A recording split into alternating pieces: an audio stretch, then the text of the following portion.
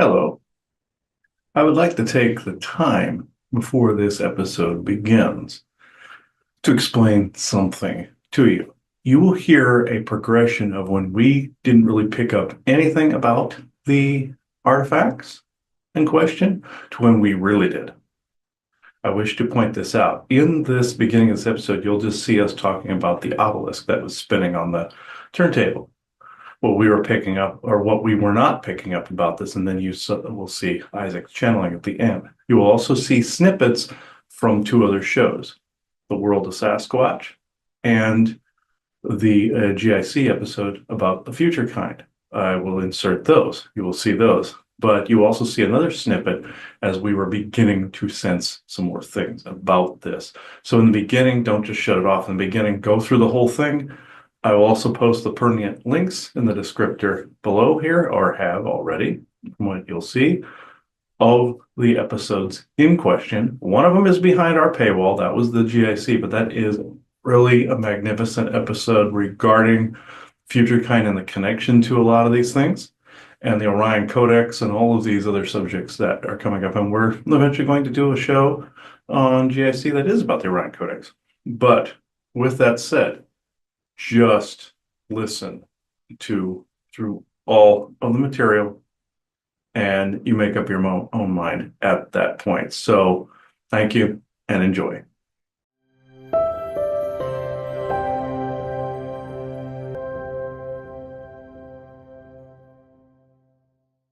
Hello, everyone, and welcome to another episode of The Lifting. This episode is being recorded on 1/10/25. So before I get into any of these nitty-gritty details for this impromptu episode, I'm going to have Joanna do the law of one and open this circle properly. We are all one, and when one is harmed, all are harmed. When one is helped, all are helped. Therefore, in the name of who I am, and I am one with all there is, that only the highest good be done. We pray for you, your friends, your family, your loved ones, to let healing energies in. Let them love you, let them nourish you, and let them bring you to your highest good. We pray for ourselves, our friends, our family, our loved ones, to also let healing energies in to love us and nourish us and bring us to our highest good. We ask for benevolence now with no conflicting agenda to please come in and join us.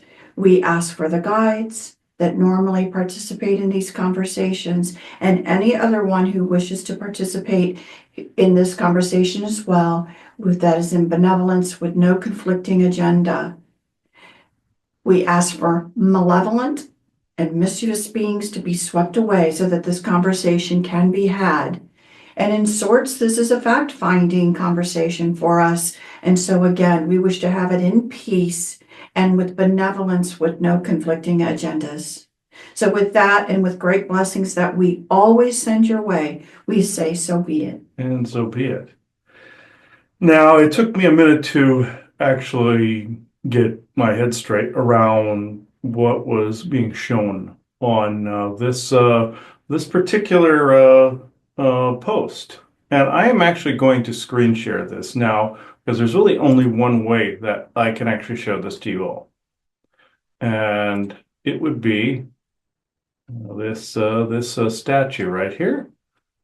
And I will put this up at full screen. And this is one that Sean Bond and his people actually dug up in Mexico. Now, I've been asked the question, what do I get from this? And I showed this to Joanna. And he didn't say anything. He just asked me what I felt of this. I felt of it. I looked at it and I looked at it and I looked at it some more and kind of was surprised about how I was feeling. And I just kept looking at it. And then I was finally brave enough to say how I felt.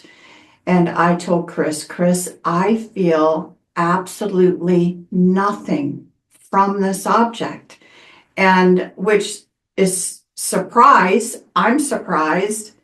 And Chris immediately said, that's exactly what you feel, that there is no feeling. again, I don't know what this is made of, and And a lot of these ancient artifacts in these temples in Mexico and Egypt seem to have kind of a similar look, like they're a movie prop, but they're not. And also based on the history that I know of these aliens here, this is either an Orion or an Eben. And so this has this Egyptian look and feel to it. And they have found Egyptian artifacts in North America, Grand Canyon, all of that. You know, we knew somebody that found a cave in the Grand Canyon that had artifacts just like this. So of that, I have no doubt. But it's, I'm going off my intuition only. well, and it's a really weird feeling Yeah. because, even when you look at a stone or look at something, you have some feeling, something about that. To have nothing, like no feeling, like that could be a very a heavy object, but somehow it feels hollow. So I again had to stare at it for a very, very, very long time before I was willing to say anything because I was so surprised with myself to have absolutely feeling nothing and even a And hollowness from it. So Chris and I said, you know what? I think we need to explore this a little further. And we're actually exploring this and going to ask folks to come in and chat about it and with chat about us. it. Um, Now, I know there is a concept, even still in play by those agencies like Montauk and the rest, that actually can plant artifacts in different periods of time. And they know somebody here will do carbon dating, radiological carbon dating, and they won't know how to do temporal dating. That traces it to the timeline and the time frame by which something was created. And this has happened already. We have spoken about this before in galactic history quite a bit, where some things and some belief systems were created in history based on the original temporal war. Think of I'll go back to full screen here. Think of the whole Star Trek lore where things in the timeline were slightly altered as things go on, like the Enterprise bridge changing and all that controversy surrounding that. I'm not going into that, but the story itself, how things were slightly, ever so slightly altered. The birth date and the conception of the Khan character that changed from the 90s to the 2024 2025 period. This is the same kind of concept that I'm talking about. This is where Roddenberry got this from, and his people got this from, based on an actual concept where these factions that have time travel capabilities, also time core as well, go in and they make these alterations, also timeline alterations as well, where you're jumping a timeline where something is slightly different, and two timelines brush up against each other and trade material. Sometimes you'll get something that is legitimate that has no basis in this particular reality, meaning that came from another timeline. In Doctor Who, they called that a neverwhere. If it's a deleted timeline and you have shades of gray, no pun intended, that comes from another timeline. They showed that in a scene where the universe was being deleted in Doctor Who, and Matt Smith's version was saying it to the character of Roy and Amy, and they were asking why all of these characters look like Pompeii, basically. He said, these are shadows of a neverwhere. A neverwhere, then I love the term that was coined from that. A neverwhere is a timeline that was basically deleted, so therefore nothing truly existed from that. I think that's I'm completely open to a neverwhere, but this, if I get no feeling, and also this can be posed as well. There is a narrative going on right now to get people to decode and encode the gray form. What better way of trying to promote that particular ET form above all else by flooding the market? And it already has happened with the Roswell thing. We already said that was the Martian Germans that crashed there and not Evans. They were trying to attempt to get off the planet to get to Moon, Mars, and Ceres, especially the Moon and Mars. And that's where that came from. So this, I don't doubt, is part of that overall scheme. Now, I don't get all of my information from, and if anybody's saying this, I don't get all my information from other beings. No, we're basing this solely off of what we ourselves feel. And intuition is the crown king of discernment. So with that said, I will close this window so I'm not taxing the computer. And so I will see who's actually around to talk about this. Hmm, Isaac, I would assume it's you, because you have been the loudest in the past 15 minutes or so. In all honesty, this is quite disconcerting. It's very, It's, very, you know what I mean? Uh, all I can say is that this is upsetting, to me to actually feel nothing off an object like and we've this. always said if it's nothing that you're feeling, it's usually bad. Because, I mean, yes, you feel heavy feelings for things that are bad. Lighter things that are good. Those are the general cookie cutter feelings. Then you have this nothing like void. If you Exactly. get that, that's a red flag. That's an instant red flag. And if I'm not getting anything, I'm looking at it going, I'm not getting anything. Red flag. So, Isaac, you're one of the few here we actually trust.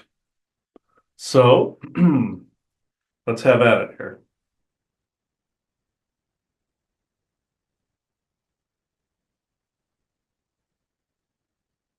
Isaac, you can scoot your way in. Benevolent Isaac, true benevolent Isaac with no conflicting agendas at this moment in time.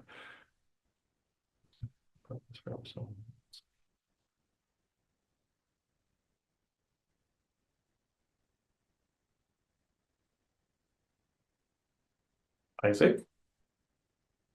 Okay.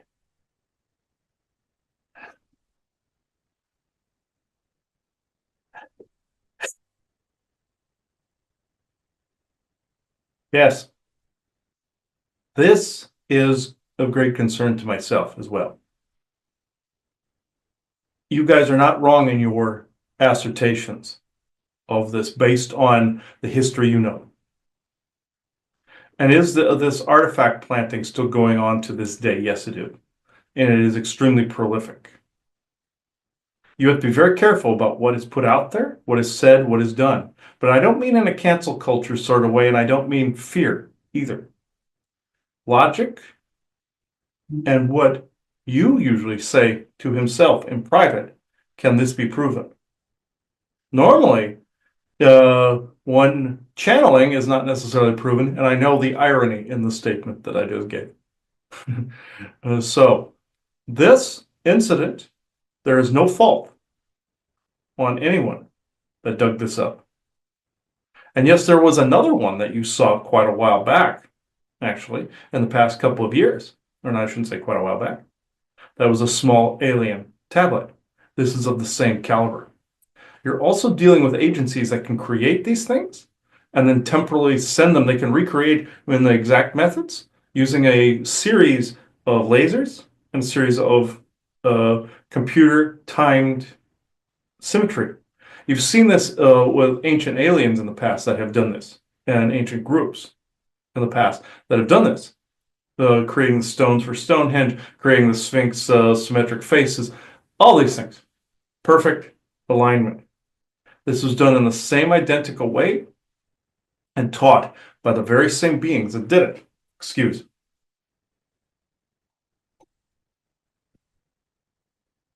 This is what I'm getting at. These things can be sent through time. They can be sent to different parts of time. Now, do they do this all the time? No. Do they carefully calculate? And this is time court, what I'm talking about. They can carefully calculate this to where it ends up in a particular part of the timelines. Just like they did with Montauk for whoever sat in the chair, they calculated it out to where then an agent could go ahead and calculate out and marker either people or time frames by which something would have changed, but then they wish it to stay a particular way. They can't do this forever, but they know how to calculate this. And Time Core can fuse timelines together too. Again, the bleed through. I am not saying that the congratulations would not be in order uh, for those that dug this up, Sean and his people, and yes, and their people. But from whence did this come from, and who put this in place? This is what needs to be asked. The hollowness of this you are picking up. You are 100% correct. There is a narrative in play, but this does not mean those that dug it up did so. This means those that planted it did so. This is a scam, yes, but not by those that you know. This is, however, a Time Core inspired event. Along with these other ET artifacts, even the one that they found in Antarctica that time, where they found the long-headed skull grays, even though if you were to date these things, yes, that one I will say is legit, but they didn't show the totality of what was there. Some of these things are legit, but you don't see the totality of what is being seen elsewhere. They are focusing only on that gray look. They're focusing only on that because that is the flavor of the day. You would call it what? The poop du jour? They are the poop du jour of the moment. They are the fad. They are the in thing for the in crowd. This is why their face is to be avoided. Because, no offense to any good versions or variants that are out there, and I know that is a slur to some from other timelines. I know Marvel used this. But in order to explain this to people, I must use this in its proper context when you're dealing with timelines. This, and also when these government projects can create something, even if they don't have access to the timelines, they do have the ability to create a very good lookalike. Their people are quite skilled in this area. I do work around them. But there is still the temporal dating. There is still the carbon dating. If you were to send an object back through time and in the concurrent timeline, and that would build up the appropriate amount of carbon, would that not show a favorable result on the carbon-13 dating? Yes, it would. Temporal dating never lies. This is based on the amalgam of the temporal radiation and radioactivity that is involved in time travel itself, and the bending of time-space by which then that object originates, the frequency it originates from, by which the frequency then it ends up as. This was explained in Star Trek 110% in your Discovery, where the Giorgio character goes through her temporal psychosis. And they explained that there was another temporal agent that died of this psychosis in Discovery. It is because they explained it 100% frequencies. You, in the time frame you are in the timeline you are in, are in a particular frequency. And as you pass through the timelines, you adapt slowly in the timelines as your frequency adapts, or you would get the temporal bend. The temporal bends is what you saw, that temporal aphasia, not psychosis, but aphasia. That is a form of the bends, but for time travel. And the fact that character was from a parallel universe, it put more of it was a double whammy. This, apparently when you have a frequency like that, you saw them lose consciousness both in the Star Trek 4 movie when they whipped the Klingon vessel around the sun. You go back to the 20th century, and also up to the 32nd century, 31st, 32nd century. They lose consciousness, even though people thought they were honoring the old series. This does happen, very much like G-forces will render someone unconscious. This is temporal G-forces and frequency G-forces. You send someone way off the temporal marker. They may be all right for a time or permanently, but there may be some that go insane. They had a transporter psychosis that was the same for molecules. It's a frequency thing there, too. You had your Barclay character thinking that he had this. Star Trek is a good source for the information because this disclosure that I'm talking about with the artifact is also in Star Trek quite a bit. If the frequency of that person can't get back to that time frame, one of two things happens. They adapt and replant that frequency into the new timeline, and that's when you're jumping timelines. That happens. Or you die of temporal aphasia and psychosis. It's a very slow and painful death, and it has been witnessed by myself a few times. Objects, on the other hand, don't go through an aphasia or a temporal psychosis because they're not alive. You can plant an object anywhere, at any time, any place on the timelines in the multiverse. Does that whole incursion thing happen? On very rare occasions. But But like in Star Trek again, when Kirk passed to the antimatter universe in the one where he went to the two Lazaruses, or the alternative factor is the name of it, which was also Mandela affected from the Lazarus effect. By the way, the original title was Lazarus effect based on the Mandela effect, the merging and or bumping of two timelines, and they shed pieces of each other, as he said. Now, that's how Nelson Mandela died once, and he also came back to life. Timelines. In this, Kirk was able to be conditioned to go to the other timeline. This is how some other planets are because the energies are vastly different, and also other worlds within the introverse, like Lonulus, for instance. A portal would condition you that way. Therefore, going to the multiverse, it would be very unlikely there would be an incursion unless there was such a mass difference between encoding and decoding and physics. A person would be decoding and encoding here, and then they try to bring that set of physics there. Their brain would fry from a psychosis or a aphasia, and then the universe would aphasia out, or like in the alternative factor, when a matter and antimatter universe merge. That would be bad. This hardly ever happens, by the way. Virtually never. So they were showing you how fragile it is, and Crum would agree with me on that. But with objects, you can plant those damn things anywhere.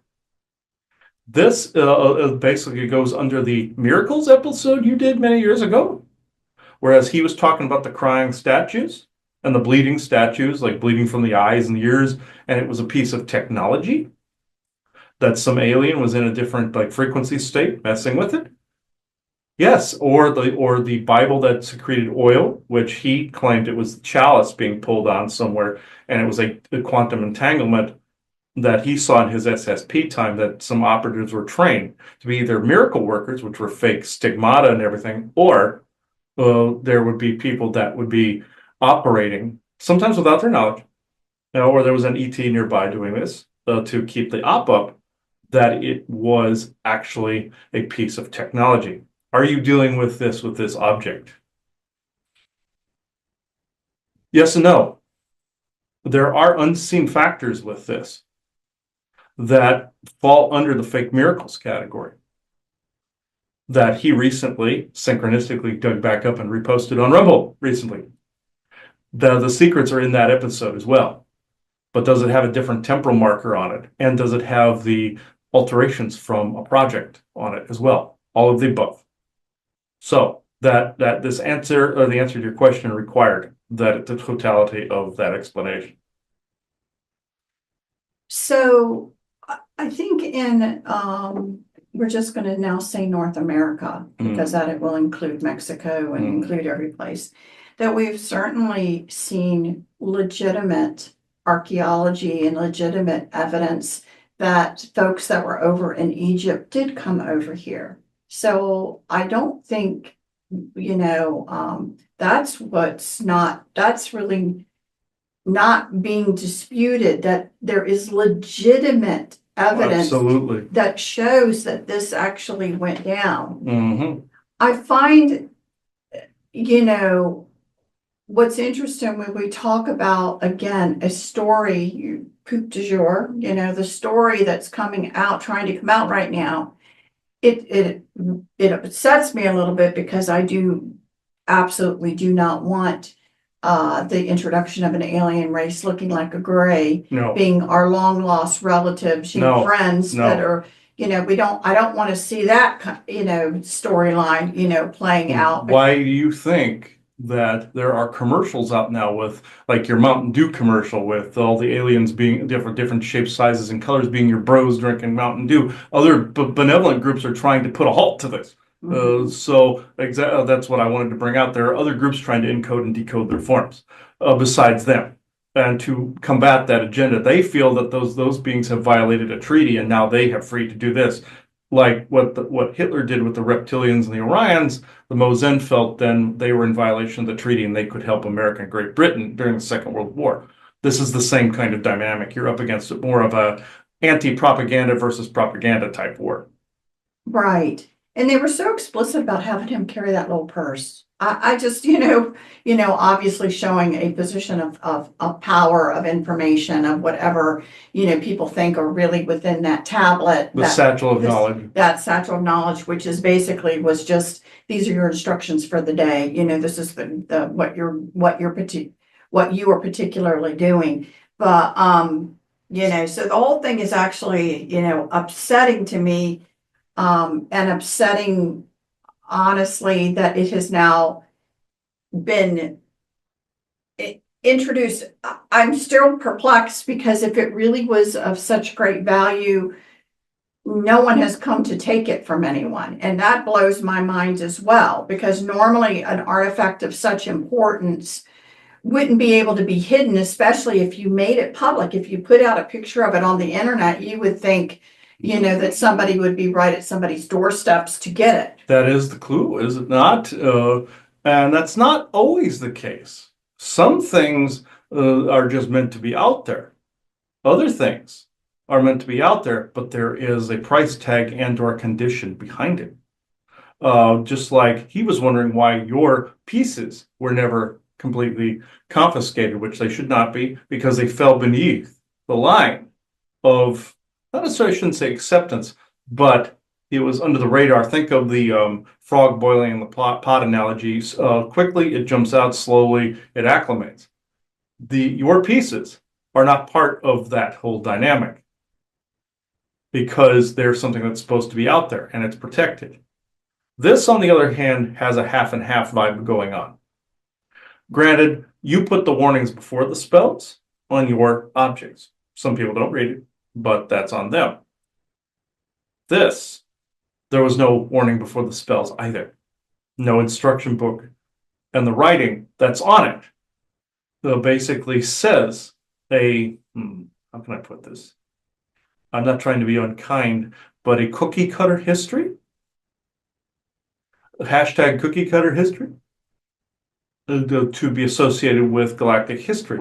Things you've heard before and things that are true, but it's only that little corner or portion. Think about somebody who sent something back through time, and in the yield, think of this for a moment. They would have to still say some things that are true. Just like in your Stargate program, there was an ancient in that actually used a time travel device. This is a beautiful example to save a planet from a Goa'uld Lord. The Wayne Brady episode, I believe it was, where he took a time machine, went back, and you eventually see the character later on that he was more of an explorer that wanted people to succeed and grow. He took some of the old ancient language, he went back through time, he went through this one planet's entire history and left a Rosetta Stone of the entire planet's history up to the time the SG team finds the tablet. And then it showed things ahead of time a little bit too, being the other end of the temporal spectrum. And it was essentially like a Rosetta Stone, but for time travel or for the history of that planet. I'm talking about this artifact is something like that, but it is also associated with propaganda because of the gray image. I know you guys wish to be blunt. I would suggest caution with this episode, at least for a minute. This is good that you have done this to mark this. This is good because he saw this earlier, wished to comment, and he froze when he looked at this because of the same nothing feeling. He waited a moment, that's why he asked you, and he kept circling back around to it. This is something that you will be retouching on in the not too distant future. This also, to anyone that sees this in that not too distant future, just know that this war is going on and this propaganda war is going on. The artifacts will be under your carbon dating and radiological testing would seem legit. And so they are, according to the tests you have available to you. But so also in the projects, they can make it so. And so in the traveling through the different timelines and the temporal manipulation and frequency can make it so.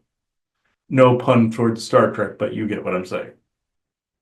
So do you feel like there are others that would look at it like Chris and I and be like perplexed because they didn't feel anything from it.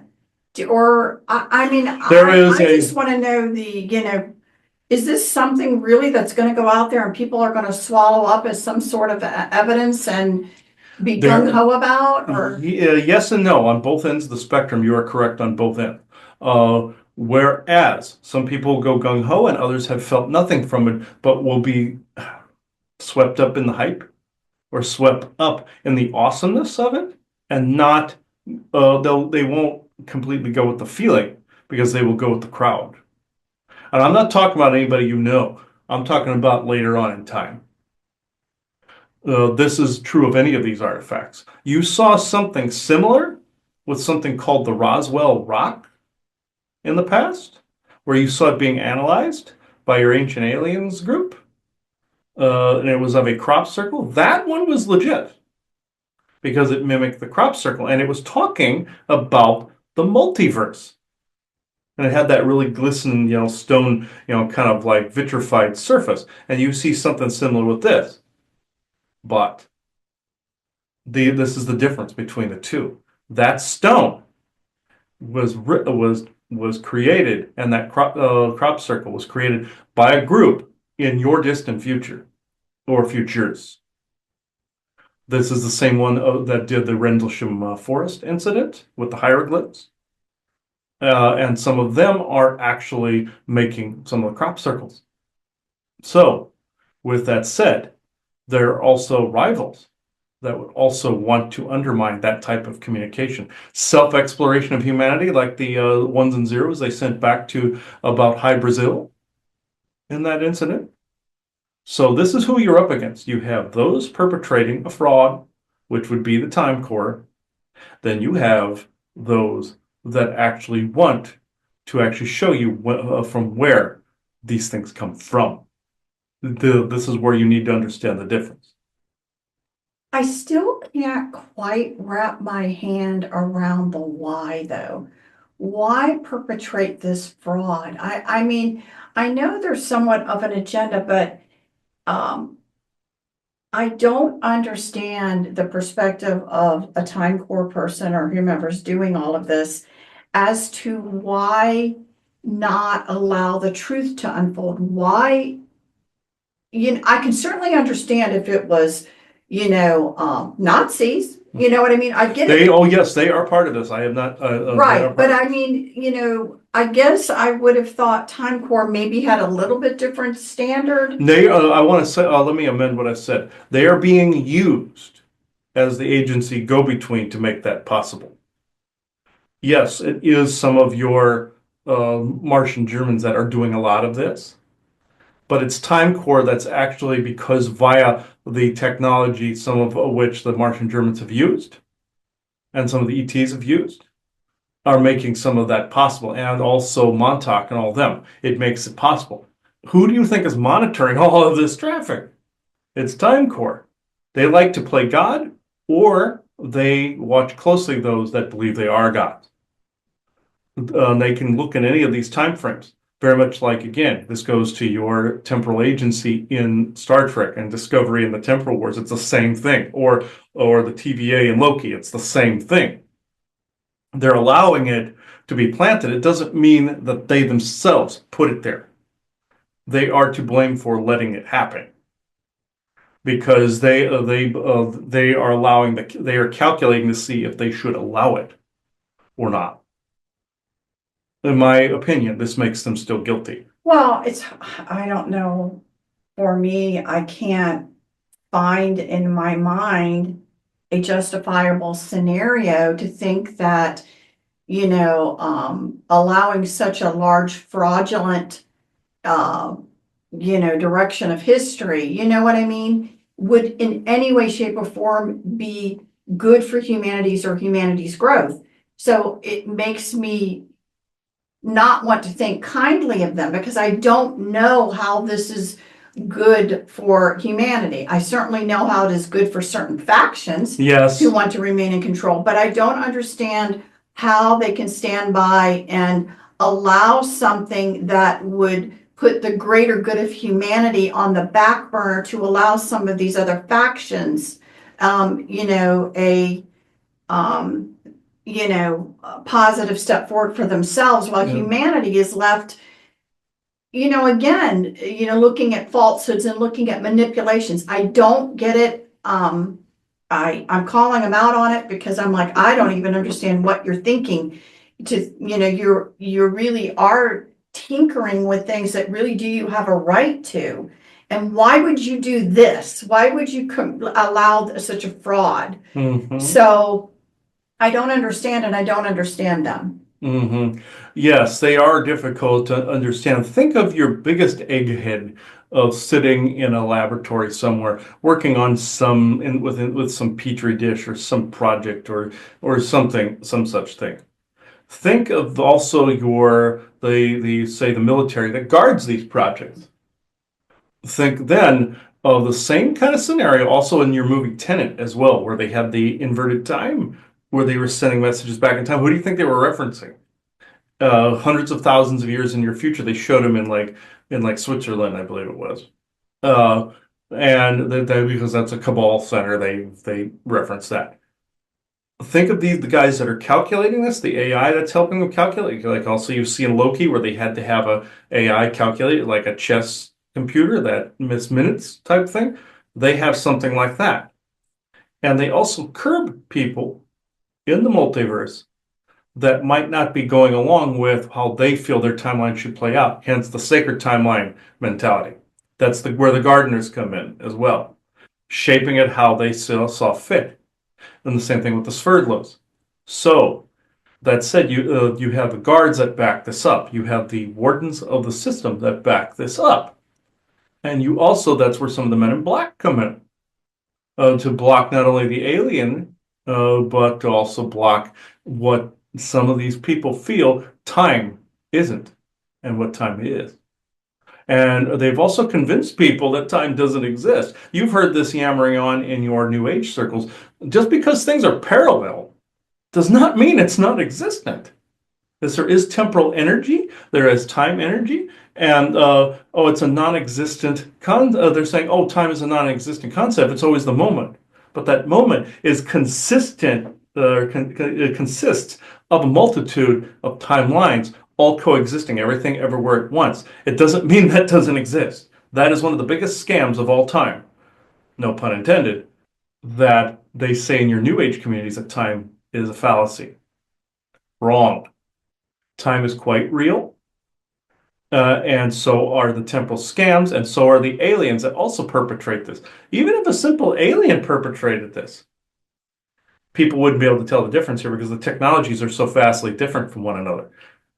That will change, and these scams will stop. And again, I must reiterate this is not a dumping on or the slamming of anyone that found this. This is basically what you guys were picking up on. This is essentially this is why you guys don't seem to always get excited about these new finds like that other one they found.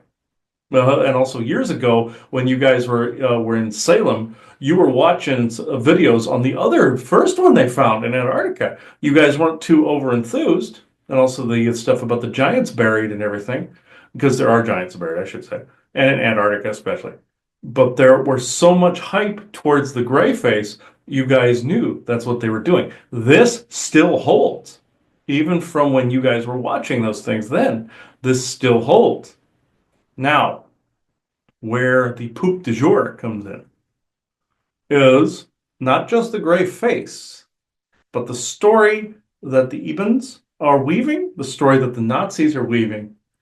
And you're dealing with those that think they are the master race, but the only thing they've mastered in is coloring outside the lines, or more like scribbling outside the lines. They can't exactly color in a coloring book very well, I must say, because they sit back and laugh. It's just like in your movie Gattaca, where it was said, your Ethan Hawke character said to your Jude Law character, or he said to Ethan Hawke character, when Ethan Hawke's character was impersonating him, even carrying some of the genetics, because the other character wanted to get on board a spaceship, which only all eugenics altered people could and were allowed to. Normies could not. But they said they are so arrogant then so full of themselves they would not believe that a regular human made it on board one of their spacecrafts or spaceships. This is one of those times. Those fools are so arrogant that even with people speaking, us right now saying this, no real retribution is going to happen at all from it. They will continue a plan up until where they cannot, to the last breath, as you've heard.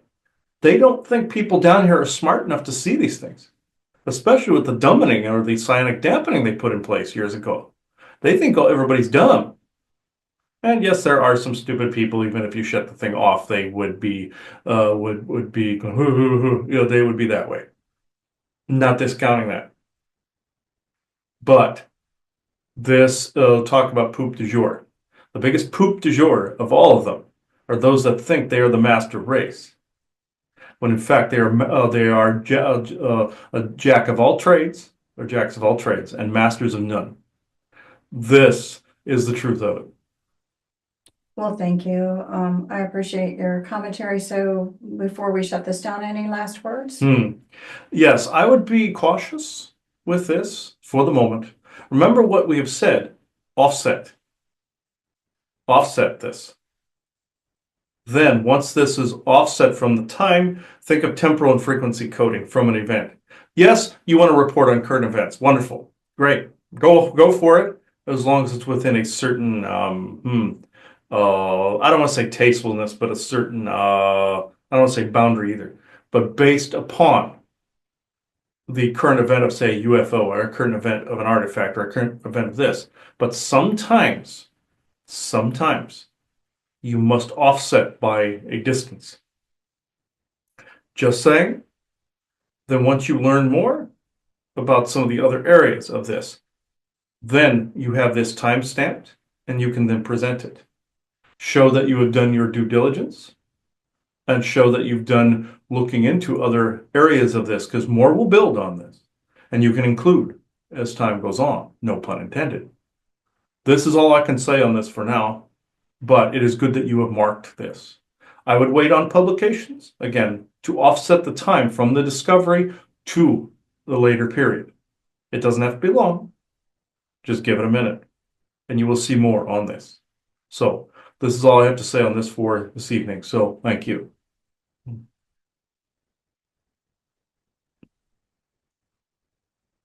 Yes, we have noticed this before. We have gotten no blowback by offsetting things. People always hated it when we do this, and we will report on some things. You will see this in the not too distant future, from the time of this recording, from 1/10/25. But at the same time, there's some things we have to offset because of the fact that there might be some crucial sensitivity in place. Because also in some areas, loose lips sink ships. So sometimes certain things won't happen if you say them publicly. But if one or more say it even privately, they might change a dynamic. But once that's made public, you have millions of people, even hundreds of thousands of millions of people perpetuating a certain energy. So by the time you see this, I will make this public, of course, because you won't be seeing it otherwise. But it is going to be offset from the original time frame of which then we talked about it. So, Joanna, I don't know if you have anything else to add here. Nope, not at all. Okay, so thank you everybody for watching this. And more than likely other things will be attached to this. If not, then this will be it. So thank you all for watching our material, subscribing to our sites, and thank you everybody. And I now close this circle within true benevolence with no conflicting agendas as of this moment in time. So thank you everybody. Bye-bye now. Hi, everyone. It's unusual that we actually go back in and add a clip of information to a program, but we're going to do that here today. The conversation that we just had about the artifact that was found, what you saw was actually something, again, that was quite raw for us. And we have great emotions towards certain beings, as you guys all know it. It's a very interesting thing because we had been told for years that archaeological type findings would be found. And again, some of them would be quite genuine to the time. Some of them, of course, as you know, there are people that always make things and put them out there and they're completely fake. And then you have that whole other category, which this is seeming to fall under, You which have oops objects as well, yeah. yeah, which is actually, kind of something that is placed in a period of time, which is what all this was basically alluding to, not by something that was in any way, shape, or form negative, but something that was quite and is quite benevolence, cheering for humanity. Sometimes these things, again, as Isaac was alluding to, is there Planted by Time Corps and also the Martian Germans to convolute things as well and have the temporal signatures from here, but placed in an area in the past by which then they would age and then pass the carbon dating test. And then in a benevolent side of it, you also have those that would maybe place something because, again, facts that should be known, facts that actually should be out there and known and not hidden. And I think this is maybe one of those particular categories where, again, even in crop circles, and as Isaac was alluding to, the same group can be, responsible in a benevolent way to say, warnings of beware of those Greeks bearing gifts kind of things, and warnings. And as well as, again, bringing into the discussions that need to be had about things that obviously that we've been talking about for years, but now some sort of physical object that can be looked at to say, what is this about beings that actually do exist and beings that have had a background role, not just abductions, because again, some of those small beings, theirs are more robotic for hire, things like that, but actually other types of beings that have behind the scenes had a big hand in a more nefarious way. And so this all has to do, and again, I'm much calmer now than I think I was then because I'm always upset when I see quite negative things being brought to light that, again, may be potentially used as trying to convince people of a positive history that did not exist. And again, being wary of what you're looking at and being able to discern it. And sometimes it's benevolence trying to give you basically a warning. Yeah, there was, and I'll mention the bulk of this portion in Galactic Intraversal Consortium. It's about the future kind. If you look back, and I will bullet point this for you fairly quickly, the Rendlesham Forest incident with the military team that found the UFO with the hieroglyphs on it. That's the future kind that hinted at the lost island of High Brazil. That whole case, you can look that up, and the crop circle that had the gray in it, that had the warning of beware of Greeks bearing gifts. There is good out there. That is what the group we are referring to, but then also referring to Time Corps and the Martian Germans playing the nefarious side, where also the Time Corps will calculate down to the decimal point, even putting it back to a certain year and having it age to the exact appropriate marker. They do nothing but calculate. You have the Martian Germans that just want to manipulate and show how great they are in history. So you have a lot of these. There's a lot of things that are a part of a part of all of this. So that does not detract whatsoever from those people who are finding these objects and are bringing them into the light for discussion, which they need to be.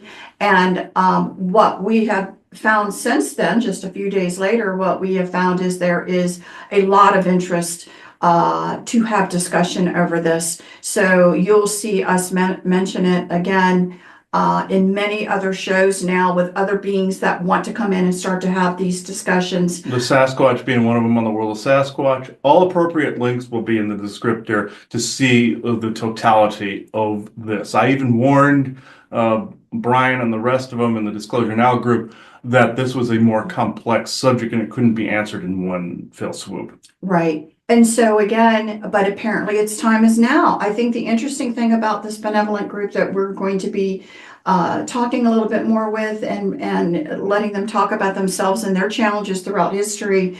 I think the interesting thing, about it is the timing of when they made themselves known to you. So, often for us, communications may begin or a hello may begin or whatever. And something is getting ready to happen where they will want to carry a discussion. And so your first, I believe, contact with them, where they made themselves a little bit known to you, was, I believe, in November of 2024. And again, here we are now in January 2025. And, they would like now to talk about their contributions to this particular timeline that we are on, and how these things come about. So again, we hope, again, Chris really wanted to do the lifting show as we just did it. More, it really was a raw form. We had just seen it. We had had personal feelings about it, things that confused us greatly. And of course, being very wary of whom we were seeing. And then we also had to get further downloads on the subject as well as look historically into things, both the logical and the intuitive side. Right. So, and so again, the questions being, I mean, who did this and why? And so we'll have further discussions again leading up to that. We know for a fact that there's been plenty of evidence out there that's been dug up and hidden, not allowed for the public to see for one reason or another, maybe related. There could be a lot of things related, to gray faces being drawn and people, again, being taken and hidden. Now some of these things are coming out because they are absolutely a part of our history. We've talked about that from day one. And, we congratulate those and the hard work that was done to bring this into light, to have this conversation. They are good people doing good work. We just want to congratulate them on being able to accomplish this. We always send them, the best of, energies and their highest good for whatever they do in the future, and are really happy in that this now is coming up for a really enhanced discussion. So we'll put it at the end. It's rare that we do this, but we so much information was coming through in these last few days that we wanted to give a little bit more perspective, and wanted to let you know that this is just going to be the first of many discussions. So thank you for this, everybody. So this is where I call this, and you'll be seeing a couple more clips from the World of Sasquatch and Galactic Interversal Consortium after this. So thank you. Do you want to close it here, and we'll close it with this one? Mm-hmm. Okay, so we want to close the circle? Yes, I now close this circle within true benevolence and no conflicting agendas at this moment in time. So thank you, everybody. Bye-bye now.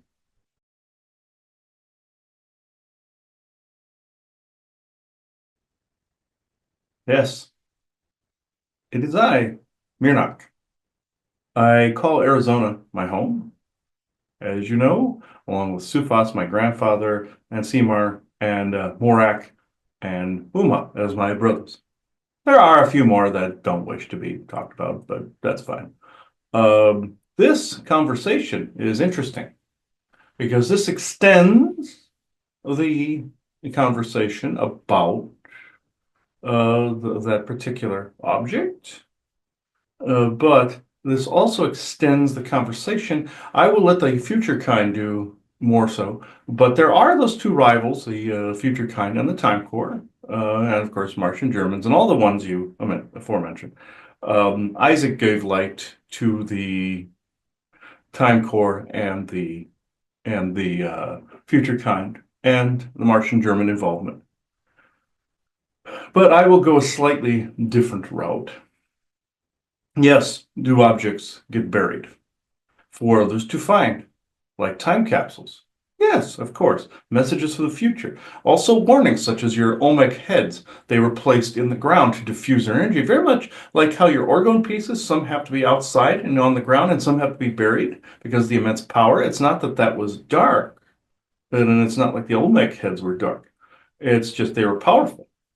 It's also akin to that story you heard on Ancient Aliens with the guy that blew himself up under the rock kind of thing. He lived under the rock. It's because the energy got to him. It was too intense. And also places like the Sedona, these places were meant as temples, not necessarily places to live. But I'm off topic. The artifact in question, yes, was buried a long time ago. And does it promote the whole gray agenda? Yes, you bet. along with those other parties that were yielded in. But is this also a warning from future kind, like that crop circle? Yes. Now, this could be considered that. This is why this was allowed. It then narrows the timeline, and Time Corps can say that they calculated it down when in fact they were allowed to do so in this instance. And the Martian Germans just think they're so damn great, the fact that they're involved at all. But we don't need to go into them. This, and there is not only congratulatory mood in play for those that found this, but this is not being taken away from. But this is bigger than you think. The reason you had a nulled feeling is because it was sensory overload as to what and whom was involved. Our people are involved in these types of things as well. Our people have not only been in danger of timeline rearranging and temporal rearranging, but some have tried to go back in time to even uncreate our origin story. But at the same time, we also have assisted in burying certain things, even burying not only histories per se, like we hide ourselves, but it's like the Tartarian world unity, where they just kept on existing and just went and hid in their summit. This is also a very important topic as well. They can go into their influence into this some other time. Just like you have your Orions and the Council of Kenda you have the yins and yangs in all aspects of existence. People think it's about pure neutrality, but even Creator, the one you call God, is basically light, shadow, and neutral.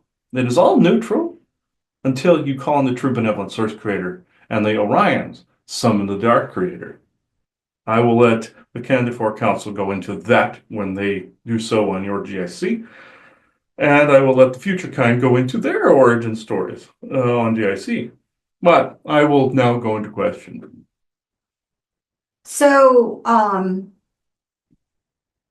I would say sensory overload was really probably a better description of what happened when we looked at that. I agree with that because I was in such shock, first of all, and upset as anyone who saw the other show could. It's a download in one massive punch an uppercut to the face. Yes. Right.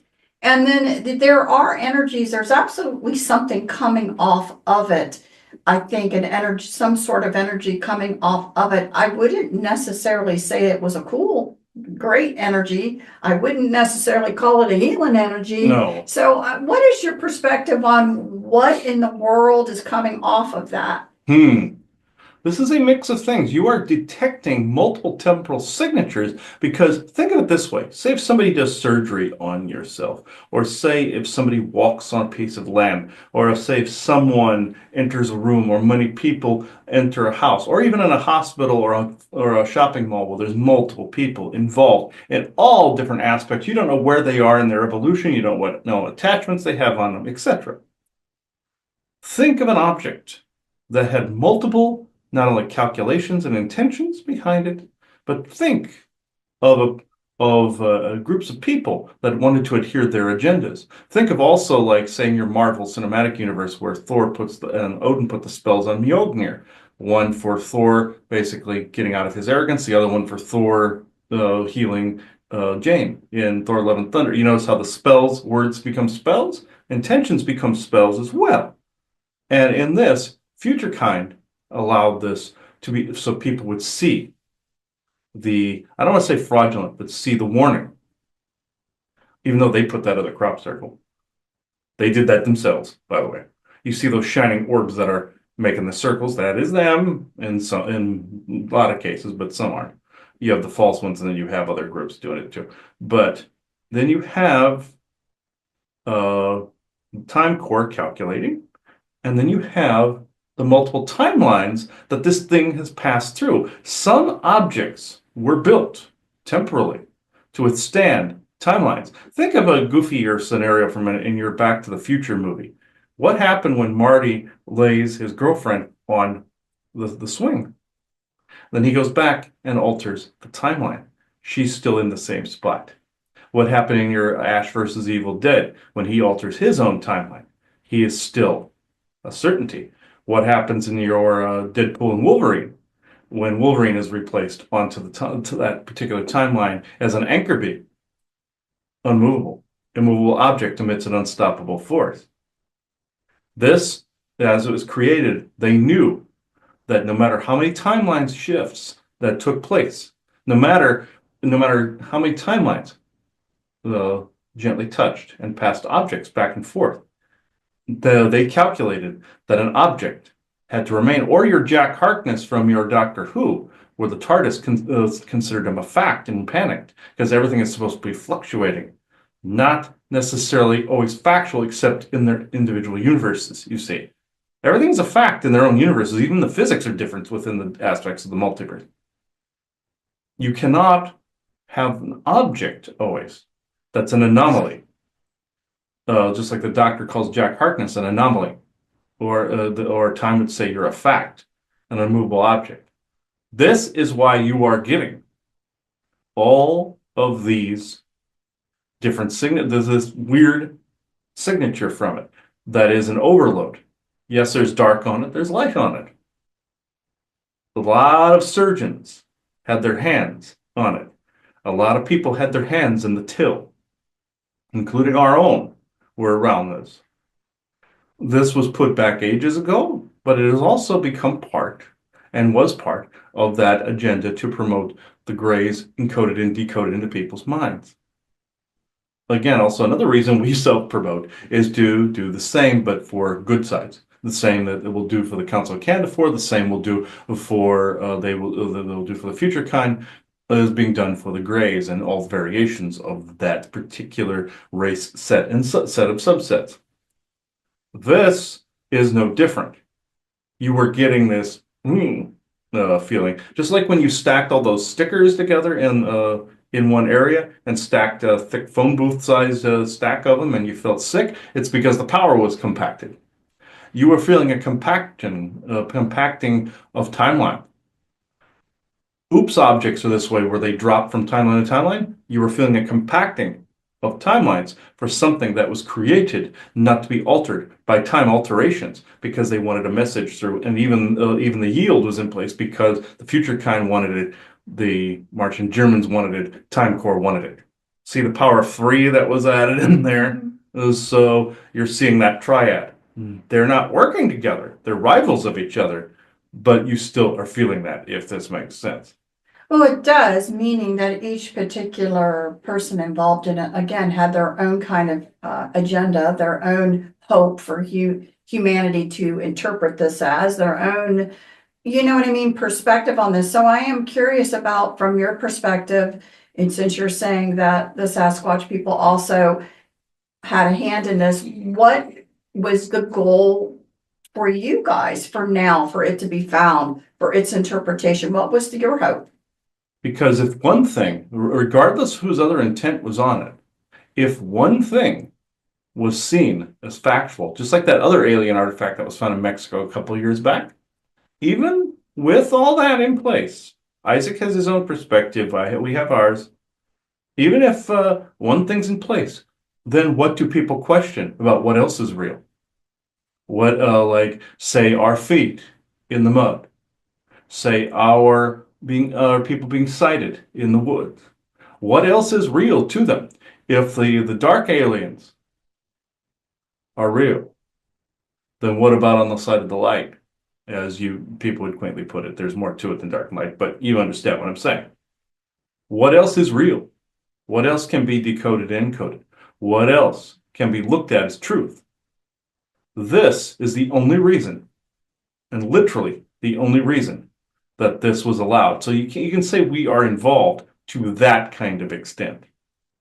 And so in general, it is your understanding that these objects is there any truth to the fact that these objects are not usually found until there's a particular energetics that allow their finding? Yes, you are correct, Joanna. The frequency has to be as of such so for them to actually be seen. Some people argue, oh, they weren't found because they were just planted. Some things are that way. Yes. They're planted there so people find them, but some are put back via time travel into antiquity. But as you cross timelines, as you get into a certain perception and perspective, And he says grounding your avatar in the I am presence along with the better part of your oversoul and better part of your avatar in the I am presence. Once you start to approach, then you start to ground more in your I am presence. You begin to see all these anomalies. People more than likely passed over that spot a million times where that artifact it was found. Would they have seen it? No, because they were not in the right timeline. Even though I said it anchors in a bunch of them, there's still a fluctuating frequency by which you wouldn't be able to access unless you had passed into that frequency. That is true of some things, not true of all things. Sometimes you see things of multiple frequencies and you don't know that. Sometimes you see ghosts pass you on the street. You think they're regular humans. They think they're regular humans. Just like you on your Are You Afraid of the Dark years ago, where a ghost thought he was still human. He didn't know he had died and was asking somebody for help, and he was getting phone calls from a dead girlfriend. It is because that frequency anchored him to a particular moment, and that was based on a true story, by the way. They died in a train car crash. This was back in the 50s, early 50s, actually, 52, 53, somewhere in there. But with this, it's the same. Also, if you have never seen an object before, this goes into coding and decoding, encoding and decoding. If you've never seen something before, how does your brain have context for the energies, like with the overload, this goes with it, and with all the hands in the till? How can your brain conceive of something like this? Again, they could have passed by it a million times. It still would have been there. They could have stubbed their toe on it and would have just seen it as a rock or a tree stump. Something they are familiar with, like your Native Americans when they saw the Europeans come over. They could have swore the ships that came over were clouds. But when they encoded and decoded it further, they saw that it was made of wood and canvas. You see what I'm saying? Mm-hmm. Mm-hmm. So, I'm assuming obviously there are more than just a few things that have been placed benevolently Yes, for people to more find. the hundreds of them actually, and some that have passed from different timelines or the other and have remained in those spots in even a couple, multiple timelines as well. And so, I guess because, again, as it was mentioned in the previous show, I think right now, some of the things that are on people's minds are, could Egyptians have come to North America? And I think obviously this is another object that's going to be able to say somehow there were Egyptians in North Carolina. We have heard that there were quite a few things found in Arizona. Of the Templar and Egyptians in the Grand Canyon, yeah. Right, that really aren't out there for public to know about yet. But There's a Mayan city or Lemurian city in the Grand Canyon as well. right. So I would imagine if we're getting to that time frame of revealing that knowledge, that there's going to be discoveries made in different places as well that make it out into the public for discussion rather than just hidden away. Mm-hmm. Yes, you will begin to see this more and more and more. Things that are related to narratives, things that are related to not only us, Time Core, and also Future Kind. Will start to mark things with their usual crop circle stamping. They haven't done it completely as late because there's been too much interference. They picked and chose a time where the energy again was more aligning, which you were slightly more freer energetically when you went to Florida. Therefore, the communications were slightly better. They made it look though as if it was not a pre-planned conversation, but I must say that they are sticklers about the wheel of time coming around to a particular frequency point at a particular time, therefore communication possible. So these things were planned. Even your Rendlesham Forest incident was planned by the book and by the clock, you see. So as Isaac was saying of them saying that time doesn't exist, anybody that says that time doesn't exist, they are obeying a psyops.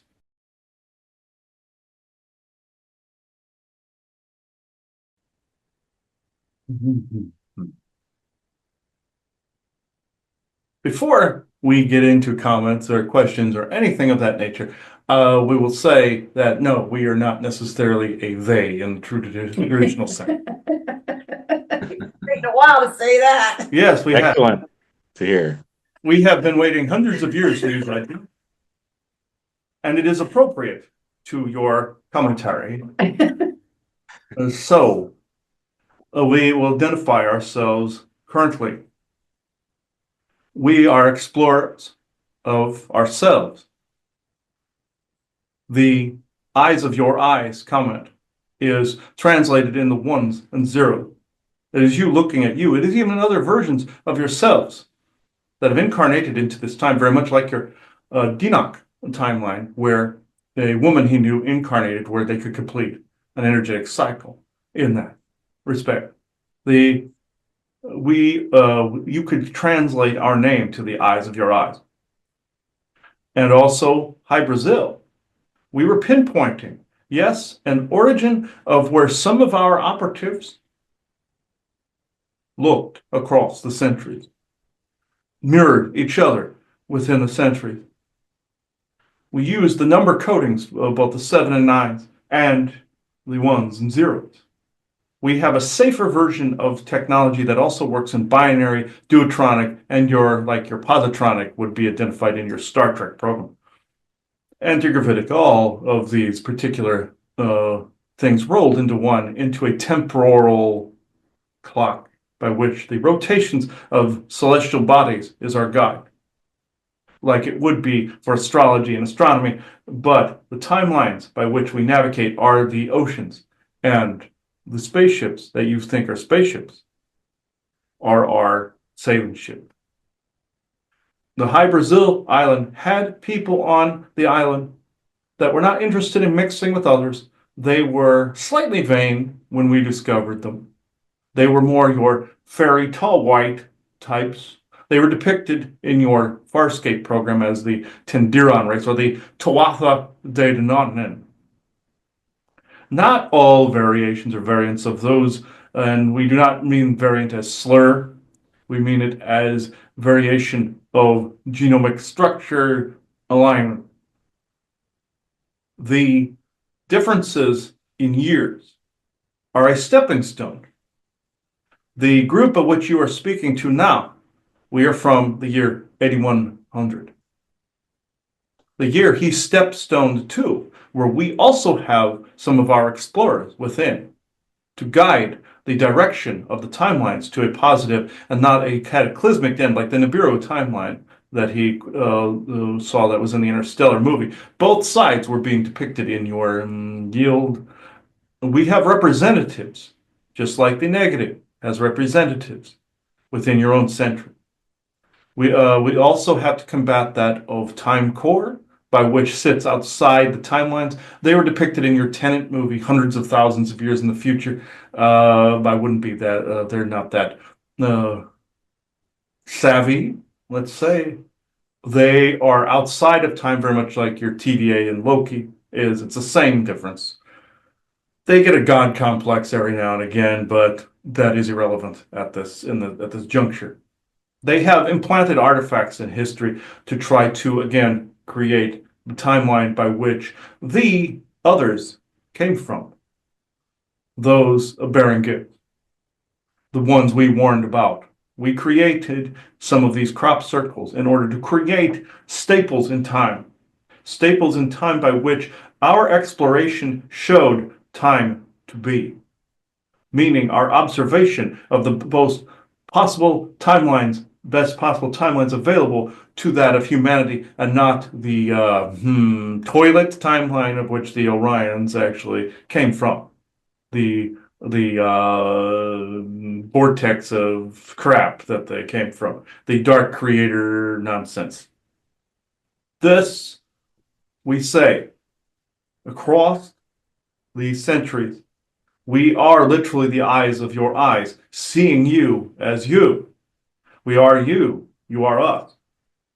We depict ourselves within history. We are not who you think we are. We are not the Anunnaki. We are not that of Elvenkind or Tuatha, though we've interacted with them. We are not that of any of the groups that you have seen, except for those few instances. Some more have been made public with crop circles. We are responsible for most of these, the legitimate one. We are also helping with humanity's nuclear concerns, which was also depicted in your time tracks, where The bad guy was sending nuclear material to the alternate 2194, 2193, 2194 time frame. It was actually a disclosure showing what some of your government people are trying to do with the nuclear waste, trying to send it somewhere else. They like to portal crap somewhere else, but where does that somewhere else end up? That was like your Family Guy, where they visited a universe where people could just evaporate the poop out of their body. Then they visited a frozen universe, go, oh, there's the poop from the other universe. That was Pernian, because basically your government depicted essentially in time tracks with the character of Shambe sending the nuclear material into the future timeline. This is essentially what your government has attempted to do, and we have not retaliated. We have known that we have needed to interfere. Lanulos does this as well from time to time. We have interacted with them. They were also depicted on that same show as the two young naked people that show up with the chirping noises. That's tall white territory, or at least the good versions of therein, the Procardian race that was mentioned in that show. This also like mentioned in Marvel, the multiple timelines, the Tree of Life. We are on a concurrent collision course with yourselves, regardless of the temporal frequency value you find yourselves in. We are guiding, we are attempting to, manicure is not the right word, that's what Time Core would use, or the Gardner family, or Sverdlov family would use. This is more of an observational, historical expedition, very much like in your Star Trek, where you had the temporal cops essentially trying to keep the timeline intact. It's not as fragile as you think. It branches off, but also can be altered on the linear and the parallel. Depending on the devices you use, you can actually alter on the linear and then create a bunch of branch timelines. It's actually both. Your Montauk attempted these things. Just know your Sound of Silence timeline will not take place if we can help from this. It is essentially like Star Trek, where the historians would go back and look at different things that happened. We have done this. We are a sailing ship on the sea of time. We entered into this, your reality, at multiple points in history. We are that of your own reflection. Because of this, we want to see where we began, and we want you to see where you end up. The moment is always now, but time still exists in a flow, not necessarily of a cause to effect. It can go to effect a cause as well, like a causality loop, like you see your Voyager's Janeway talking about, hating temporal mechanics. Think of temporal mechanics. Think also you're Back to the Future, where Marty ended up in the same spot over and over again. This is exactly what he did with this house in one of our areas. This was a go-between that was more energetically compatible with himself. Think as time goes on, would you not change your perspectives and perceptions on particular subjects and particular things? Would you not change as a species? Wouldn't that look alien to you if you encountered, say, if a young version of you, and like say at the age of 20, encountered a version of you, say at the age of 50? Wouldn't that look alien to you, even in that small amount of time? This is where we come from. We appear as ETs or aliens to you, but we are explorers, very much like in your lower decks, where you had a federation that was multiversal in nature. They were exploring different universes, but only when they could explore different universes. You see, it was a different version of the federation that was multiversal. We do the same, but for time. We do the same, but we do not want our enemies and our invaders to get a foothold with which they could have easily done had there not been interventions warranted and other alliances formed within the multiverse. So we can change the flow of this conversation, if you like. Well, I would like you to just describe, because again, what Chris saw in his dream, I think were people in regular houses, although, so just describe a little bit, and again, you look just like us, Mm-hmm. and then describe a little bit about your society. Mm-hmm. Yes. In that year, thinking of aspects of time and aspects of space-time are no different than if you are breathing, walking, eating, talking. Telepathy is a thing as well. That woman that he encountered in 2194 was one of our own. She was put there as not necessarily a sleeper agent, but she was told and trained to look for key words, key phrases. He has also seen aspects of this in different timelines where he visited what he thought was he was seeing a version of 2023, which was another disaster timeline of which you saw the military takeovers. He also saw 2033 at the time, whereas he thought China was messing around as well. These were alternate timelines within the sea of the multiverse. They did happen somewhere. He saw a nuclear war taking place as well with nuclear tanks and fusion technology. Where we live, we have none of these things. Our society looks exactly like yours, and it's exactly the same. Think Star Trek level technology.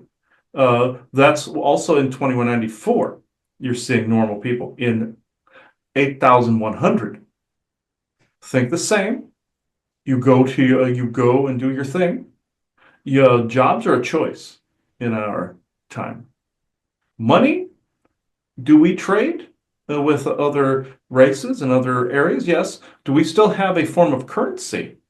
None that you would recognize. Just know, yes, you are paid for goods and services, but the economy, if you looked at the version you have now to the version we have, you would swear that we went moneyless, like in Star Trek. You would swear this happened again. The difference in between, if you're not experiencing all in between leading up to this and the stages in between, you would think we were a foreign planet, that we were alien. But say if you walked into a bar. Yes, Isaac, we know a man walks into a bar. Yeah. But in this instance, there are no dirty limericks to go with this, much to your chagrin. You go into a bar, you pay for a drink. But what do you pay with? Well, this is both a physical and a digital type of situation. You literally would put a bill on at the bar to basically say if they had a bill that looks like a piece of paper, but it's a hologram. This is the only way I can describe this in a method, and we would describe this in a method that you would understand. You put this on top of the other one, they fuse and crumple and disappear, and that is the bill paid. This pays in a form of currency that is a physical and digital hybridization of both the idea of the physical money and the idea of the digital money. It's based solely on an intention and an idea of an exchange of energies. With this, you are literally paying the person of the price they have because you are exchanging that one idea for another idea. Say you have something bigger and not just going to a bar. Say you're buying a car. I want to tell you something. You don't buy cars in our time. They are just there. It's just like in your Aquaman movie where Amber Heard's character steals the boat and Arthur says, this belonged to some guy, right? Oh, you just don't have them available. That's the difference. We have them available. Nobody really owns a vehicle anymore. They're just there. Nobody really owns power. It's there. Nobody really owns communication. It's there. No one really owns food. But if you grow the food or if you use the resource, that is a service paid for. But are there homeless? Is there crime?